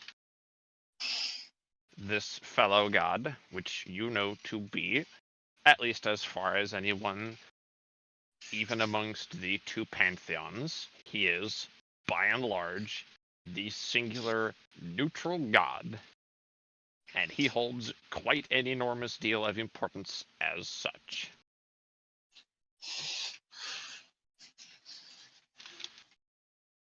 With you sat down, he turns to look at you and he puts his hands together. Now, that was just... I didn't like that. That's my friend, Lyresha. Lyresha, who, you know, she fought for me, bled quite a lot at my side so that I could earn this position, so that demons as a species could be free of the oppression and overall evil rulership of this previous realm. I helped to reform this, helped to establish succubi and incubi as messengers of love and stability, sort of the same thing that she granted you as a blessing because she wanted your ultimate happiness. I don't take very kindly to her being, called a liar. That's so not... That's so not cool. Okay, first of all, please answer me. Why did you call her a liar? Because he did. See, lie by omission is still a lie, even if it had the bestest of intentions. I know she meant well. In fact, she meant the best for me. But she still broke my faith quite literally in her. Okay. All right. So answer me this.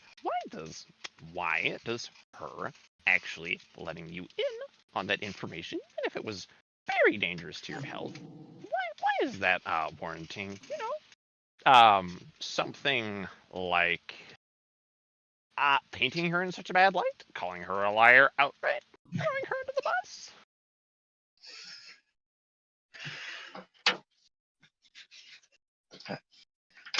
How else was I supposed to explain it to my compatriots? Was I supposed to use the words, she merely kept the truth hidden from me?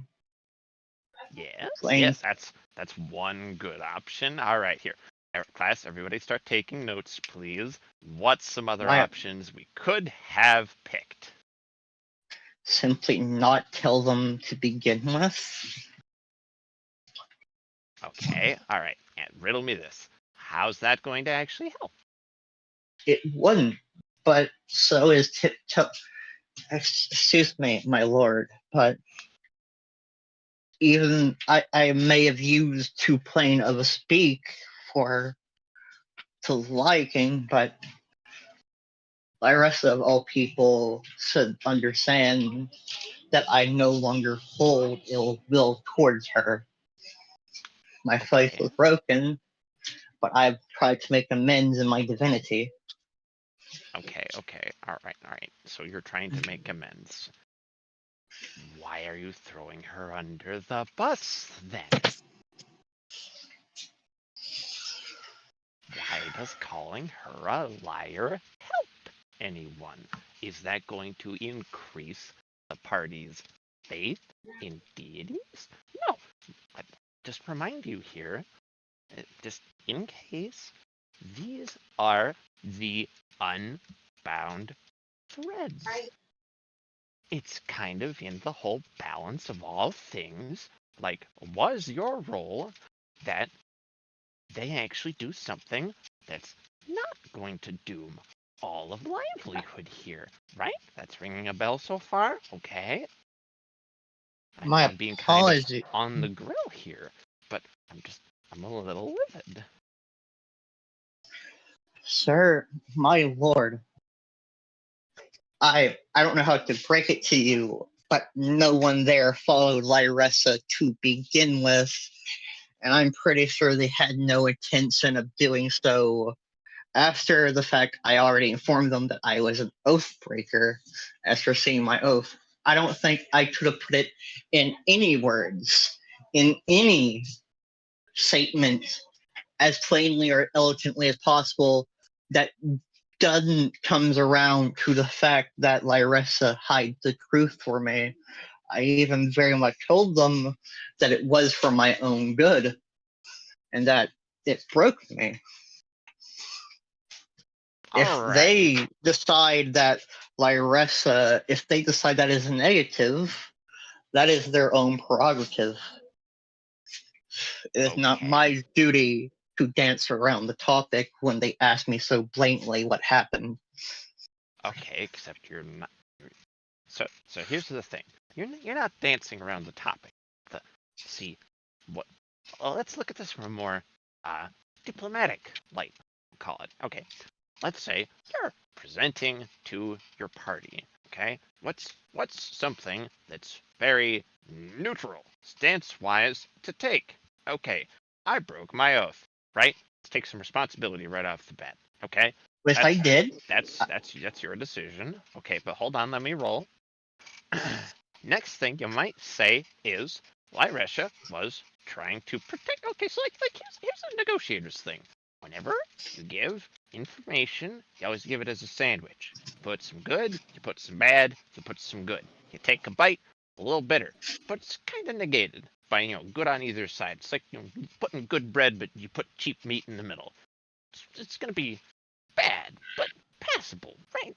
So what you want to do is then you give them, okay, I broke my oath. Maybe you then follow that with, she was doing it, she was keeping this information to tell me later, which she did tell you, by the way. Here. When you broke your oath, Lyrasha stood by you. Even then, she helped you when she could. She was, by the way, literally putting on the line a lot of danger so that you wouldn't be seen. She did all that to protect you, and you threw her under the cart. You practically tossed the ox in front of her too, and I just can't get over that part. My lord, she did not protect me when I was an oath broker. The moment I broke it, the protection faded. I very clearly heard her voice. I very clearly heard her laughter. She gave me the choice to go to a different deity, but that wasn't the same as continuing to try to guide me after the fact. If Iressa did such a thing, tried to guide me, tried to help me after I left, then perhaps that would be entirely truthful. Hold on. Whoa. Did it ever occur that the laughter could have been the evil super sorcerer woman was trying to find you? Second that, she did guide you at that. You have, let's see, you have 1, 2, 3, 4, 5 other people who could Thestalos. Okay, there's one. All right, you had your dwarf with you. That's 2 different deities that you could have been led to. Actually, no. You know what? I'm getting too upset to stay in neutral. I'm need to go breathe. Okay. My lord, may I speak?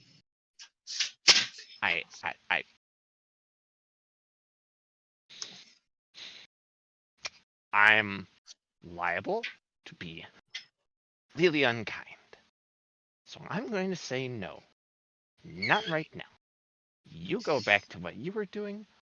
I'm going to go see my wife. And I'm going to go cool down. Okay? Okay. And you are returned to where you were.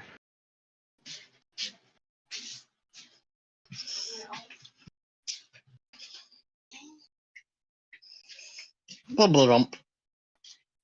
Shoot out like a fucking. What? He jumped over, so. Oh, okay. And so much that they considered it Godzilla in name only. And Toho later renamed it to Zilla. I think I vaguely recall that. Yep. Instead of actually being the sacred beast of the apocalypse, it's literally a random irradiated iguana made by the French. That's not a joke. What a wild, left field thing.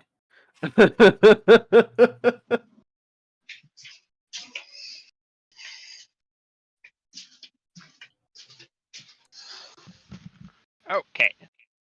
Gideon is popped back into place as soon as he appeared to have left. Although understandably looking more distressed.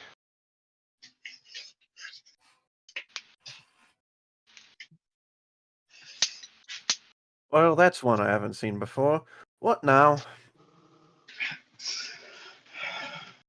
I seem to have misspoke. In a way, I shouldn't have. My apologies. Another deity. I need to make amends. Or eventually.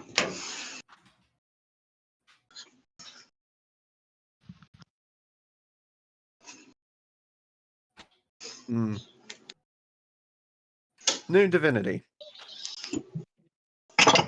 Always learning something new, I guess.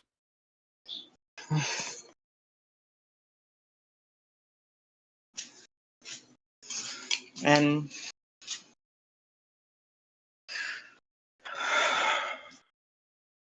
Surgeon, he seemed to be practically shaking in rage. If he was to yell at me, hit me as Davin did, by all accounts, proceed to do so.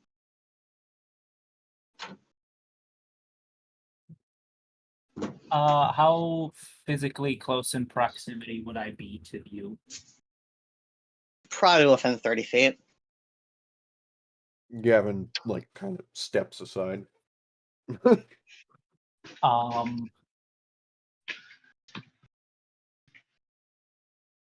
Zerzan will, with a particular, I don't know how to put it, purpose in her step, just walks directly up to Gavin, or not Gavin, Gideon. And like, yes. Oh no! She walks directly up to Gideon and just like gets real close, like gets her face within a couple inches of his. And she just says, Gideon, there is not enough I could do to you that would even begin to repay what you have done. If I could, I would drag you to hell with my bare hands myself. Oh, rot, you miserable waste. She turns around and starts to walk away. Gideon has no intention of stopping her.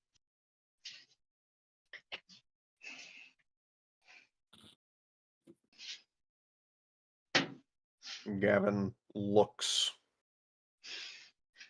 watches her walk away, and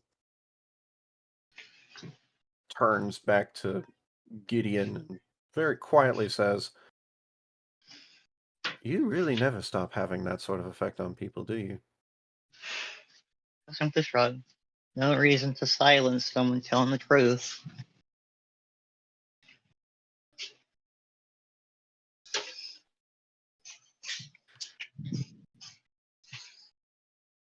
Well, shall we go somewhere private and continue to talk? I suppose so. No more lies. No more hiding anything.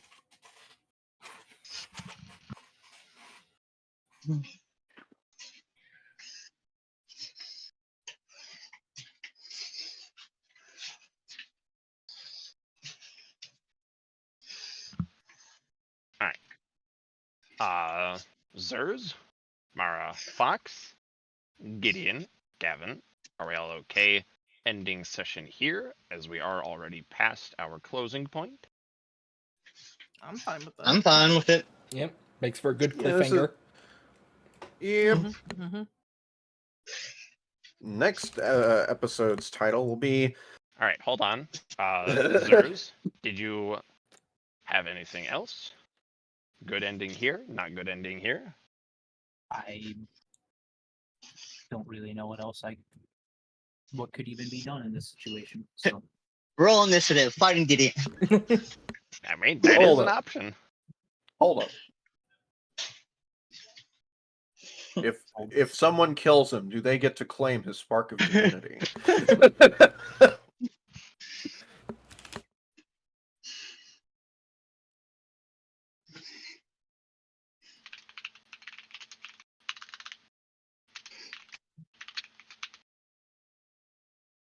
All seems right. like as good a place as any to stop. All right, then. Okay. Well, with that said, I hope you all enjoyed. As per usual, we attempt to play this game every other Friday, 7 p.m. CST. Convert that into your time zones. And, of course, the entirety of... Well, not the entirety of the campaign. Most of the campaign is available on my channel, so feel free to catch up if you so desire. And I hope that we will see you next time on Galavants Through Rashiva. Dun dun dun dun dun dun dun. Bye! Bye!